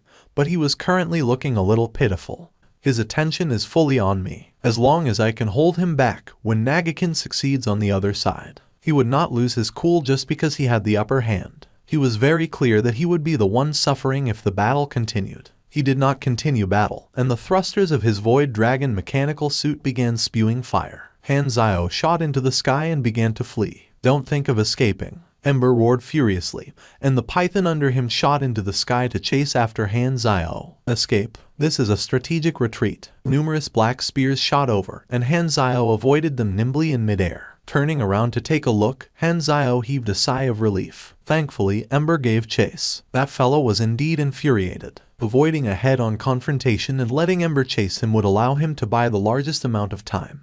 A notification sounded in his helmet, and Han Zio accepted the call request. Nagakin's face then appeared in front of him. "Alvin's doppelganger has been brought to safety." Anner destroyed 2 streets, but thankfully, a passing Calamity-grade tourist was dragged into the fight and decided to help out. "Black Star, hang in there. We will come back and reinforce you immediately." Nagakin's voice was filled with anxiety. The way he saw it, it was far too dangerous for Han Zio to be delaying Ember alone. He had been afraid that Han Zio would already have beaten before he called. Turning off the communicator, Han Zio's eyes glowed. With Nagakin fulfilling his part of the plan, there was no need for him to entertain Ember any further. He then turned around and turned on the speaker in his helmet. "My comrades have already forced Anner back and will be here to reinforce me soon. If you still want to continue playing with me, I shall accompany you," Han Zio said in a tone filled with delight. Ember had a look of hesitation on his face and was extremely reluctant. He was stuck in a dilemma where he could not advance or retreat. Continuing the battle would only be a waste of time. The sound of the sirens grew nearer, and Ember realized that Han Zio had already reduced his speed, looking as though he had no fear. Ember's expression was ice-cold with a sharp pain coming from his wounds and the dizziness reminding him of the condition of his body. The pride and arrogance that he had after entering the Calamity Grade had vanished during the battle. "It is my mistake. I underestimated you too much. Next time, regardless of your strength and the machines around you, regardless of whether you are in your prime or severely injured, I will not be careless." He then calmed his anger with a complicated look in his eyes. After one last glare at Han Zio, Ember resolutely turned around.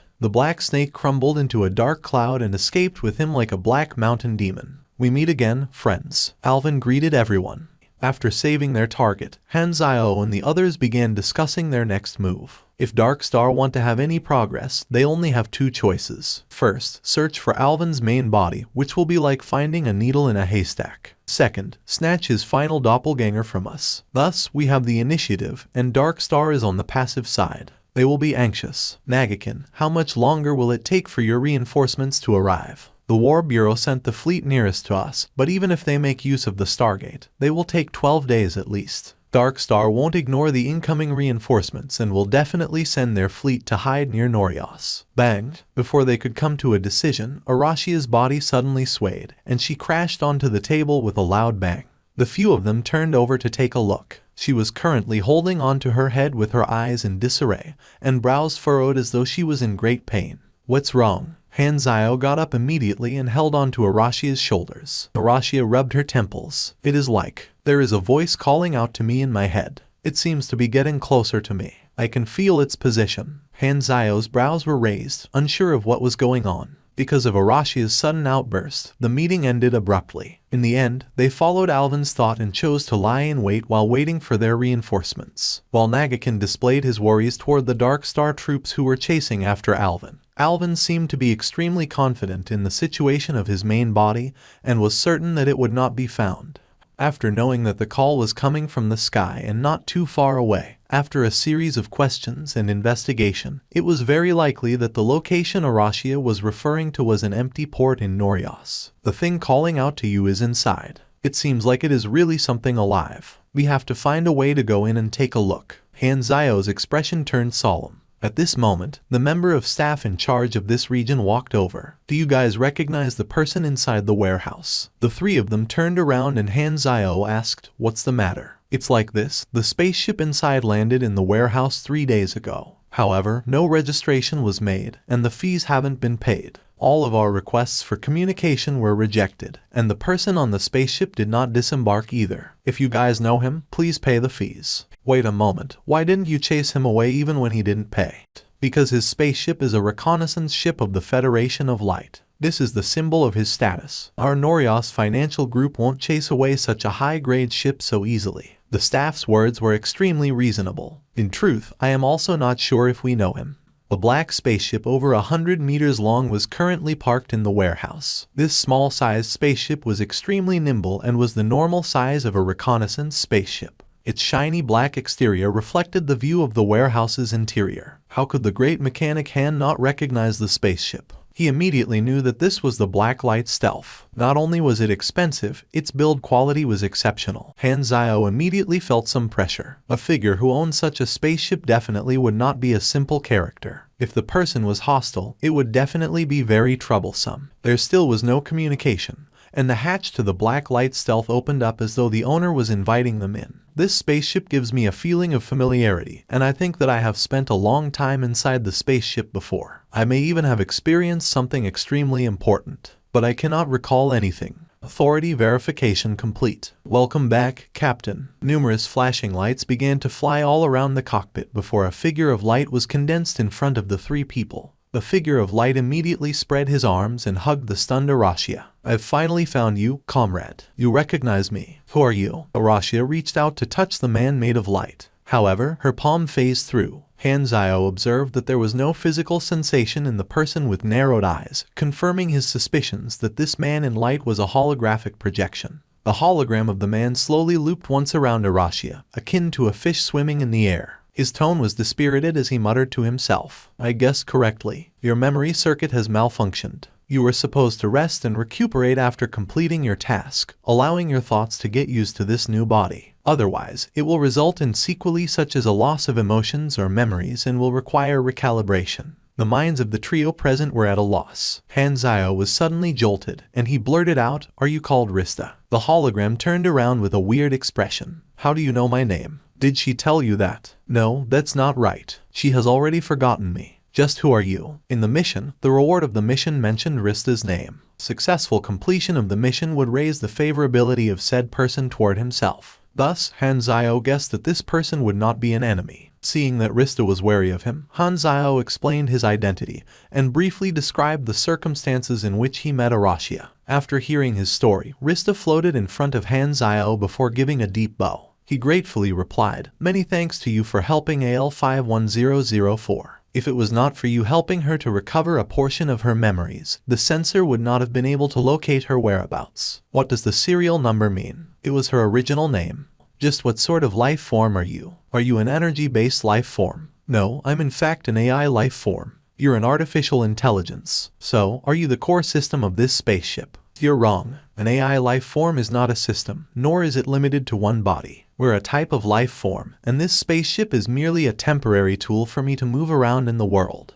Rista pointed at Arashia, his tone full of nostalgia and familiarity as he spoke. She was originally supposed to be the same as me. We upgraded our programs together as we grew up and supported each other in many difficult situations. We could be considered confidants who would share data within ourselves and also war comrades that fought side by side. She's very important to me. While I'm extremely grateful to you for taking care of her, we have an important mission to carry out. Hence, I'll be bringing her away. I hope you can understand. Han Zio kept his expression, narrowing his eyes in response. Are you trying to steal my people? Are you kidding me? I took great lengths to nurture Arashia into one of my capable officers, and with just a sentence, you wish to sever our relationship. Do you not feel guilt at all? So what if you two are childhood sweethearts? Your father here is the current male lead. Han Zio's eyes gleamed as he replied, I believe you should ask Arashia for her opinion. Don't decide for her. The two of them then turned to look at Arashia, whose expression appeared a little hesitant. The entire scene went quiet in an instant. This scene made Han Zio think of a scenario where the child was asked to choose which parent they would follow after the couple divorced. Whatever it was a strange scene. Only 3 seconds passed before Arashia stepped toward Han Zio, stating, You may be right, but I really cannot remember you right now. I only remember that Black Star saved me, so I won't follow you. Rista was helpless. If the other party was unwilling, how could he take them away? He had no other ideas. Since he could not persuade her, he could only compromise. No matter what, he had to ensure that he stayed by Arashia's side.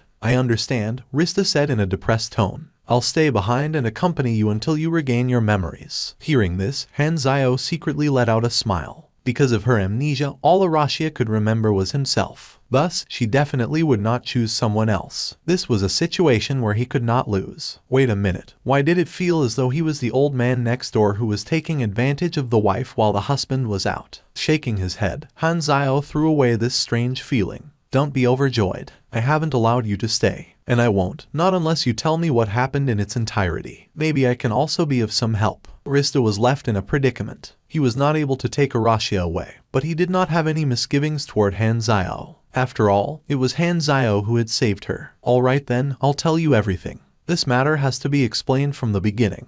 Hearing Rista's story, the three of them had looks of disbelief on their faces. Undying Army, a super strong mechanic. Han Zio almost spat out a mouthful of blood. These two labels were far too unique, and he almost thought that the other party was describing him. Of course, this was not possible. The great mechanic Han knew who this mechanic was. This mechanic was far too famous, and it would be impossible for him not to recognize that character. This beyond grade a mechanic had been the highest grade teacher of the mechanic class in his previous life. Furthermore, he was one of the main characters in the main storyline of the later version. He had naturally formed a faction of his own. To think that this would be related to the main storyline in later versions. Just what kind of a person did I save? Han Zio rubbed his temple and felt a huge headache. My goodness, version 2.0 hasn't even started. Can we still play properly? Without even thinking, Han Zio was able to guess what the final target of would be. It would definitely be to reactivate the independent consciousness of those AI life forms and save them from the demonic hands of a beyond grade a big shot. Could this mission be any more dangerous? Do you think that I am a SHT digger who loves to find SHT? I have already told you the truth, Rista said. Regardless of whether you are willing to help, I must stay behind to wait for her to recover her memory. Han Zio regained his cool and thought about the pros and cons of this matter. If Rista stays behind, does this mean that we will be able to use this black light stealth temporarily? Han Zio's eyes lit up immediately. The Black Light Stealth was a high-grade spaceship that was worth tens of millions of ENAs. From activation to hyperdrive, only a couple of seconds were required. It was the Maserati and Bugatti in the spaceship world. Han Zio's communicator suddenly rang. Opening up his communicator, Hurla's anxious face could be seen. Black Star, bad news. Dark Star found Alvin's main body. Han Zio's expression changed immediately. We're on our way. After receiving the news, Han Zio hurriedly returned to the base with the other two. He then saw the solemn expressions on the faces of everyone in the base. Walking over to the conference room, he saw that the main battle force was present in the conference room at the moment. He then saw Alvin, who was seated at the end of the table and was stunned. Since Alvin was still sitting there alive and the mission had not failed, Hanzio immediately guessed what was going on. You should have told us earlier that this is your main body. Sorry, I was afraid of a leak. Information that only I know will not have the risk of being exposed to the enemy. However, Dark Star has already seen through my little trick, and their next move will be to take the initiative to attack and get rid of me. Alvin said weakly. I can only rely on all of you to protect me. Apart from the ground forces giving chase, Dark Star would certainly have sent out a large fleet of spaceships to wait outside the atmosphere. To Alvin, this was a hopeless situation, and he could only struggle for his life. With a large fleet lying in wait outside the atmosphere, they would definitely be surrounded if they attempt to escape in a spaceship. They had to make use of the small instant before Dark Star's fleet launched their attacks to escape. However, this was almost impossible as it demanded a lot from the spaceship. However, there was a spaceship that could complete this high-level requirement at the moment. Rista's Black Light Stealth. With just a short charge up, the Black Light Stealth would be able to jump into dark space. Hanzio suddenly thought about the Ranked S mission.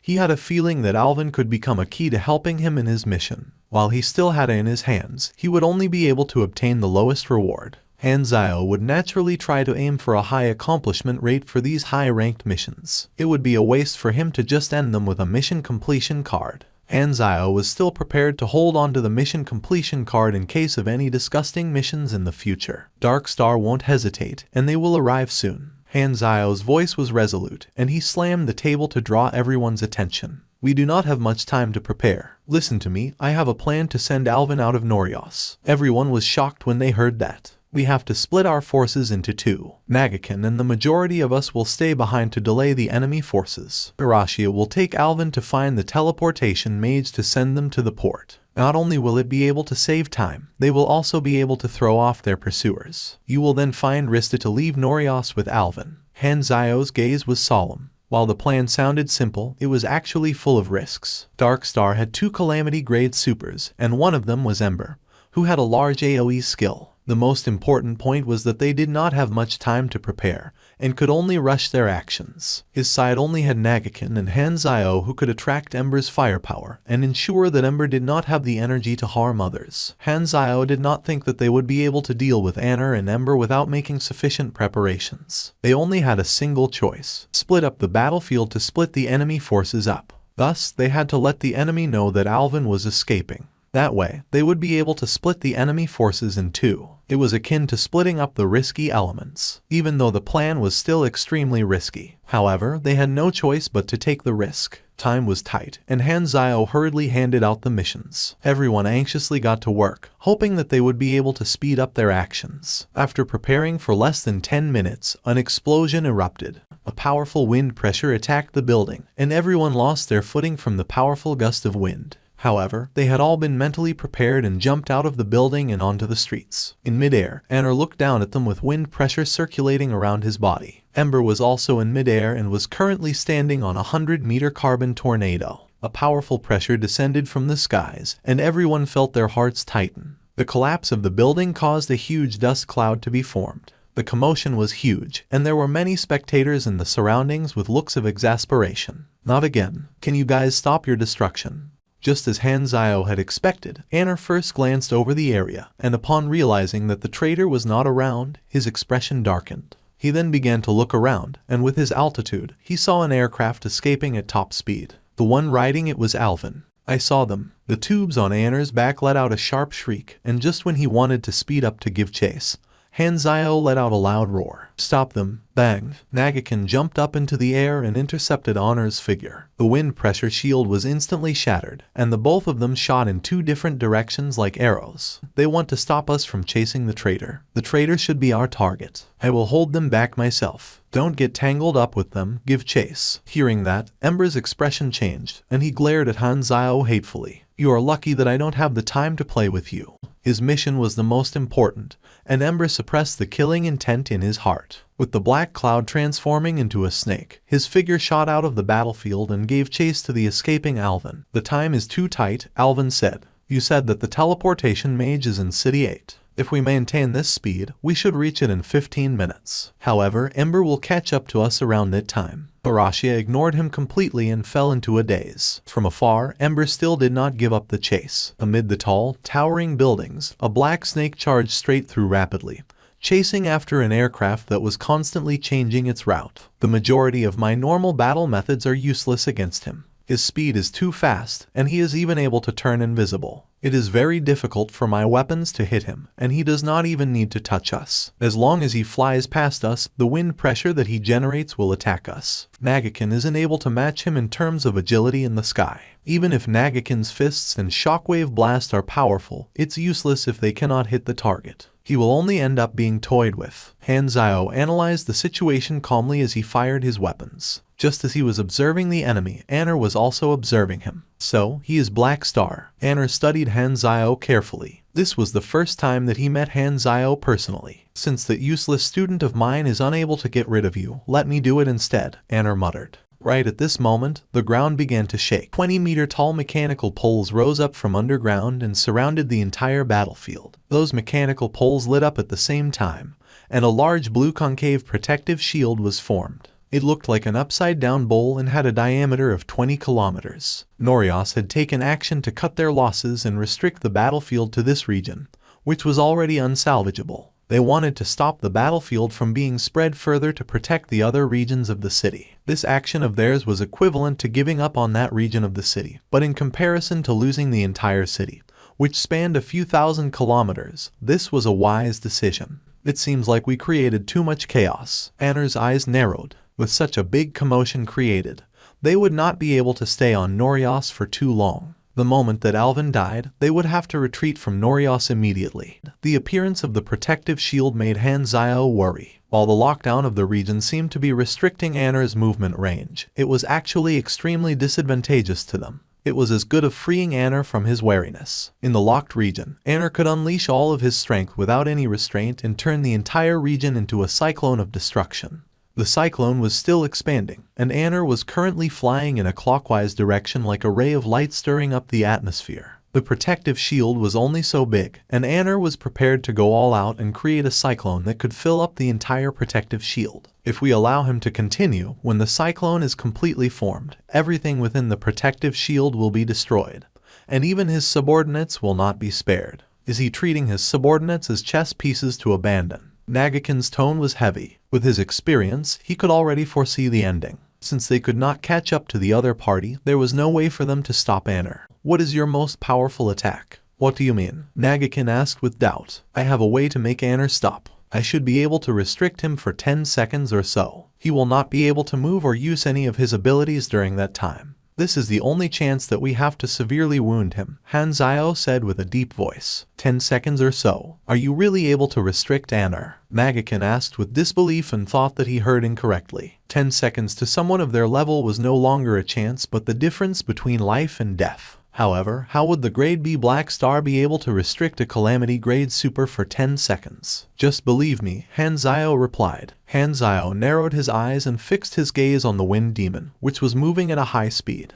Raising his hand up to target the Wind Demon, Hanzio concentrated fully. Victory and defeat would be determined in an instant. Right at that moment, a frightening energy signature burst forth from Hanzio's body. The entire atmosphere seemed to have been frozen in place. A woman's hand appeared behind Hanzio and stretched out her palms toward the incoming Anner. That's Dragon Emperor Ames. Nagakin, Anner, and the Protector were dumbfounded. Is currently determining the target's STR. Target's STR, 466 points. Judgment complete. Anner has fallen into status for 14 seconds. As though a golden bolt of lightning had been smashed into his chest, Anner's weak wind pressure shield was shattered, and the sound of Nagakin's fists smashing into Anner's body sounded like thunder in the clear sky. Nagakin had been accumulating the force of this strike for a long time, and its might could shake the mountain and blow cities away. Those fists of his were sufficient to destroy an entire district. The two of them trapped Anner in the middle and gave him a good serving of their attacks. Without the wind pressure shield, Anner could only endure the attacks with his physical body,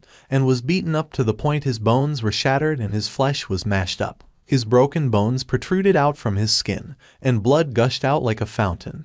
The badly battered Wind Demon landed on the ground and reverted to his human form. Injuries could be seen all over, and his entire body was covered in blood. He was like a broken gunny sack, and the bleeding would not stop. Anner spat out a mouthful of blood and breathed weakly. He was already nearing his end and could not even stand up. He glared at Han Zio fiercely with the look of shock and anger in his eyes. To think I would actually die here. There was still the last strike left, so he raised his hands to stop Nagakin. He had to deal the final strike himself so that he would be able to gain the experience points from killing the enemy. Han Zio did not hesitate and raised his high-frequency strike cannon. Looking at Anner's furious eyes, he smashed it down toward Anner's chest. The blade penetrated through Anner's back, but not much blood flowed out. At this moment, almost all of Anner's blood had already flowed out. Anner's body shook, and he grabbed onto the blade. His eyes became listless as he looked up at the sky. His lips parted, and he said his final words in a voice that no one could hear. Dark Star, forever. The next moment, he released the blade, and his hands collapsed onto the ground. Life had left this body. You killed Anner. You have received 24,700,000 EXP. You have jumped more than 10 levels to slay the target. You will get 280% additional EXP bonus. Your personal damage is 13%. You have received an additional 8,990,000 EXP.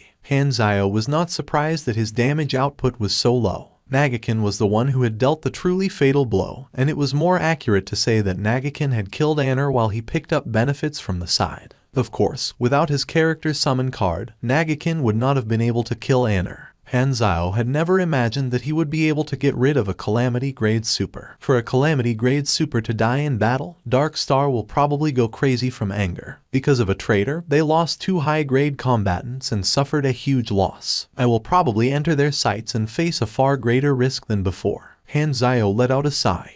As for Dark Star placing their attention on him, Han Zio was not too anxious. Once version 2.0 arrived, he would have to solve the mutation disaster and come into direct conflict with Dark Star. Dark Star was an enemy that he would have to deal with eventually in the main storyline of version 2.0, and this is only a matter of time.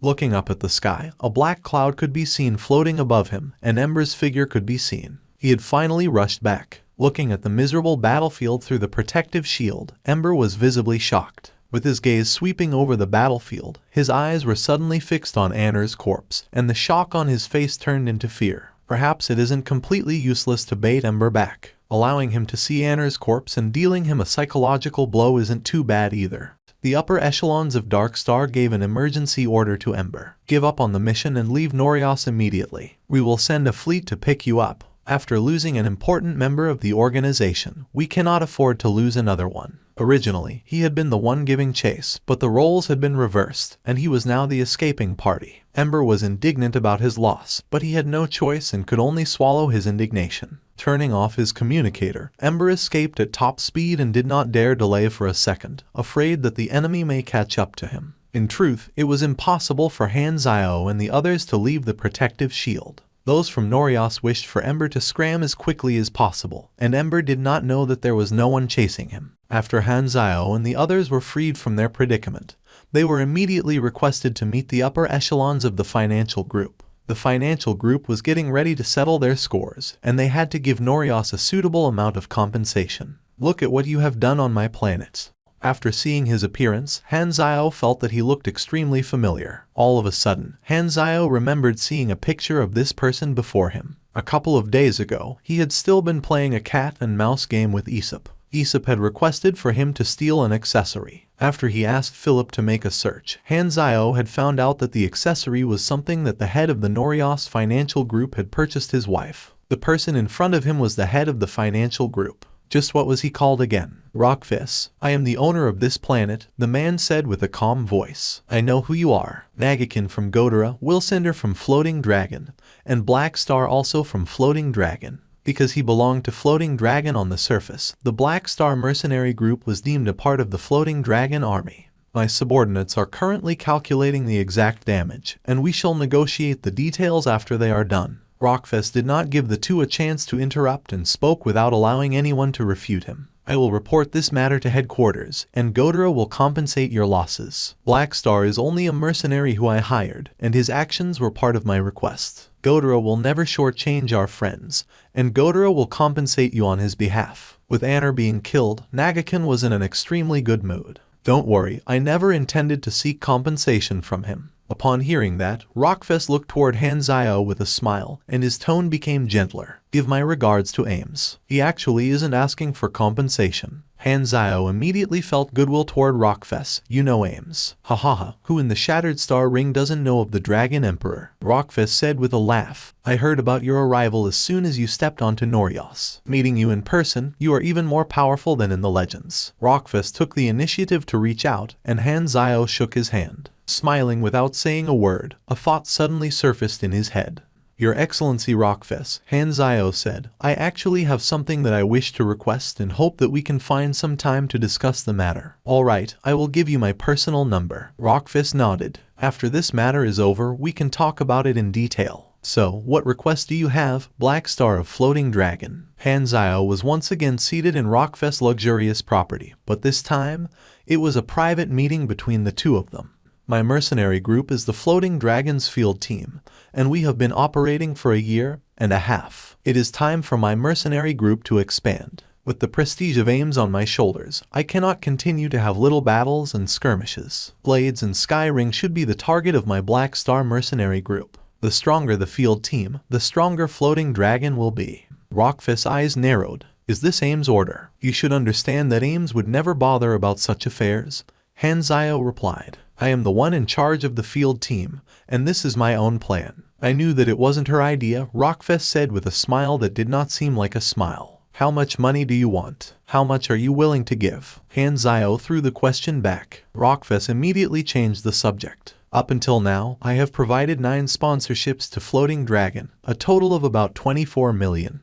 And this will not be the final figure. I intend to keep sponsoring Floating Dragon. Jenny and I can be considered old acquaintances, and the benefits that she brings me are the reason that I will not waver in my investment. Enjoying the prestige of Ames, I am able to earn a profit that is to my satisfaction. After saying those words, he kept quiet and looked at Han Zio with a smile, obviously waiting for Han Zio to say what sort of benefits he could provide. Han Zio smiled and suddenly said, I believe that you have my information in your hands. If that's the case, you should know that I have a bunch of undying warriors under me. Yes, Rockfist nodded. I have also noticed that they are not with you right now. They are natural-born mercenaries, and their numbers far exceed your imagination. I know all of them, and expanding my mercenary group also includes expanding my numbers. I do not need to hire any other mercenaries on the market. With your investment, I will be able to rapidly expand my forces and become a large mercenary group. At that time, I will give you satisfactory benefits. Even if you have Jenny's approval, you will require the appearance of Floating Dragon's troops to help you persuade the other party at times, right? What about a large mercenary group willing to accept your private hire at no cost? Han Zio selectively revealed some details of his plans. In order to persuade others to invest, he would naturally have to paint a picture of the possible benefits.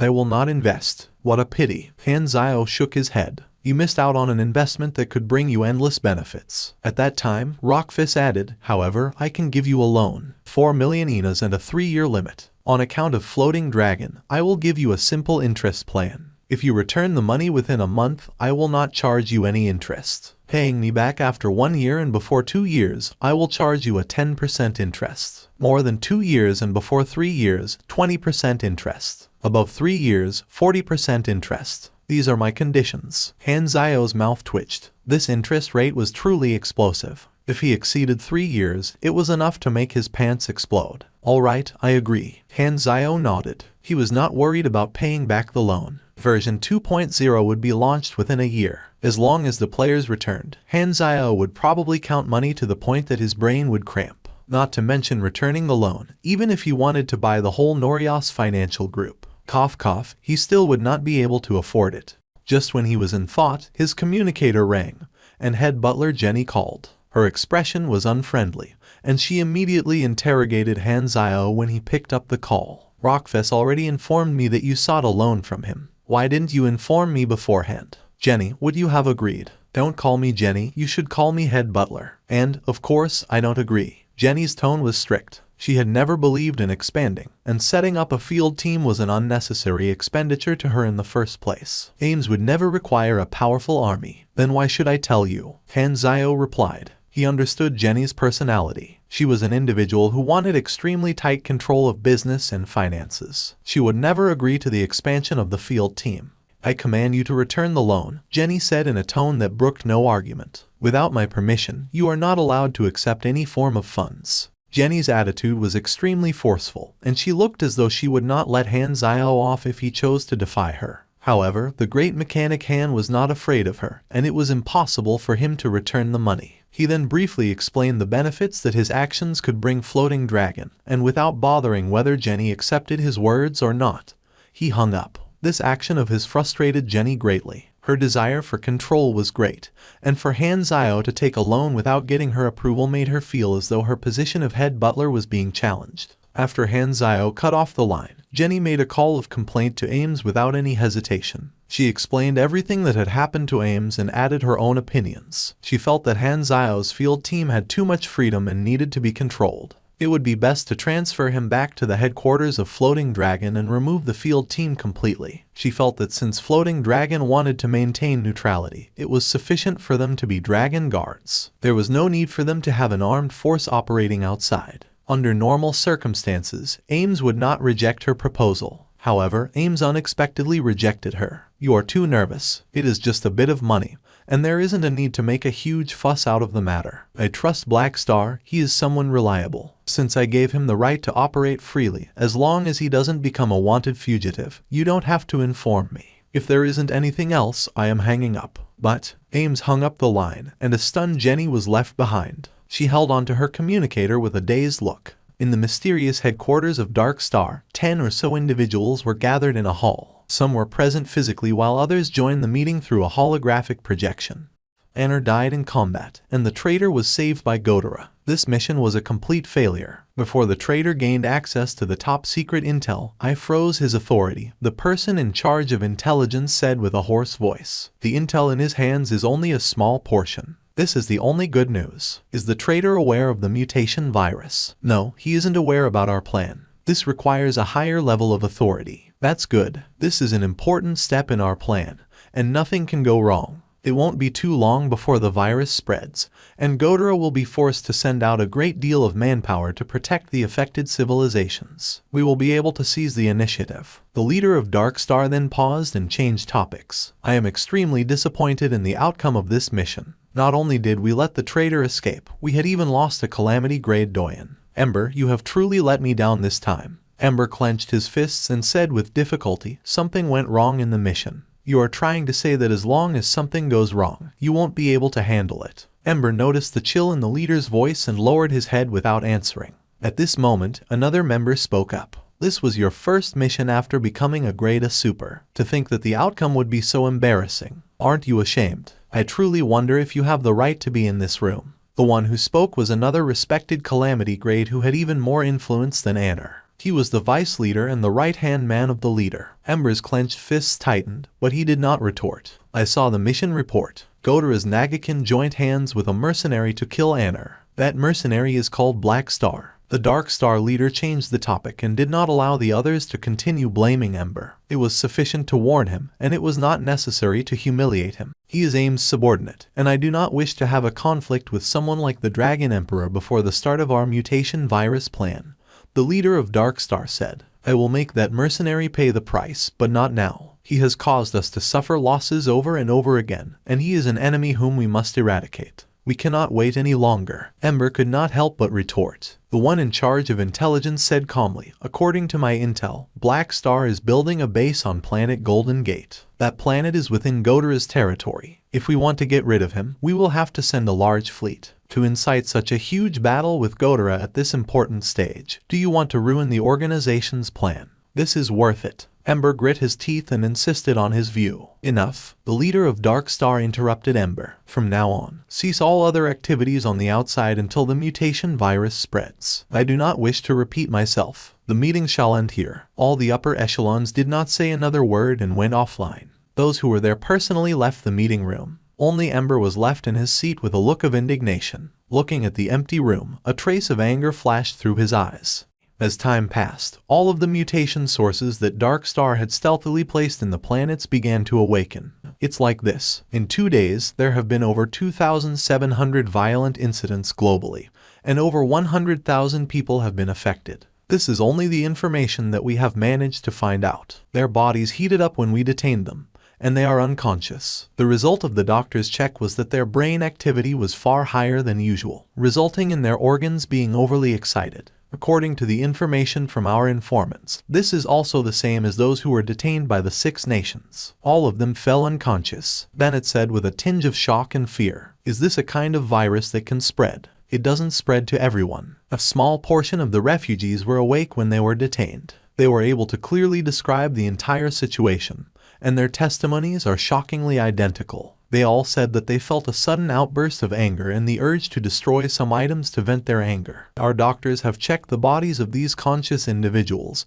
but did not find anything strange. If this is truly a virus that cannot be detected, I'm afraid that the number of infected individuals will be. Thinking about that, Bennett could not help but take in a breath of cold air with his expression ugly. The war is over and peace has finally been restored to the world with great difficulty. Why would something like this? All of a sudden, he thought of Han Zhao and the prophecy of a calamity that he did not believe. However, the scenario before him was actually extremely similar to Han Zhao's words. Could it be that Black Phantom's words were true? Bennett suddenly stood up, pushing his chair over. As he hurriedly put his coat on, he left the room. Prepare the plane. I am going to Black Phantom's Sanctuary 3. Roughly a year ago, you guys first reported abnormal sightings. At that time, I did not notice it before, but right now, the matters seem to be connected to the strange sightings you have seen. Your group are the elites personally picked by Black Phantom himself, and with his ability for disaster prediction. I would like to hear your thoughts on this matter. Because the trio were elites that Han Zhao had personally asked Bennett to take care of, he did not limit their freedom. Aurora's Esper ability allowed her to sense lives, and the huge surge of life force that she had detected that vanished after a few days had allowed her to memorize the scent of that life form. This was one of the functions of her ability to record life signatures. The signatures were like a unique brand, allowing her to differentiate between each life form. While the huge life signature was short-lived, Aurora discovered that the scent of that particular life form was spreading, with increasing numbers of life forms having that particular scent on them. It did not differentiate between plants or animals. Aurora spoke in a timid voice, slowly explaining what she had felt. Bennett's face grew graver as he listened. If this is a sort of virus, then hundreds of millions of people could be infected in this world. That's not right. If we include the various flora and fauna, then the infected amount will truly be terrifying. Aurora looked at everyone, hesitating for a moment before mustering her courage and pointing at Huang Yu. He has that smell on him as well. Huang Yu's face blanched. He immediately felt around himself, exclaiming, I don't feel it. While I don't know the reason, it seems like only Aurora can tell apart who is infected or healthy. Everyone turned to look at Aurora. She trembled, before blinking her large eyes as she nervously stuttered, I can really be of help. Aurora seemed to be extremely happy to hear that. She had always been under the protection of others and had been looking forward to the day that she could return the favor. After flipping through the report, not only did Emerald Grass not show any hints of shock, her face even revealed some form of fanaticism as she exclaimed, I was right, my instincts were right. Indeed, my entire year of research has not been wasted. The moment she spoke, everyone immediately looked over, their expressions those of shock. What do you mean? Bennett asked. Follow me. Emerald Grass immediately stood up, walking straight out. The rest could only follow her from behind. Thank you for watching. Subscribe and enable notifications so you don't miss the next chapter.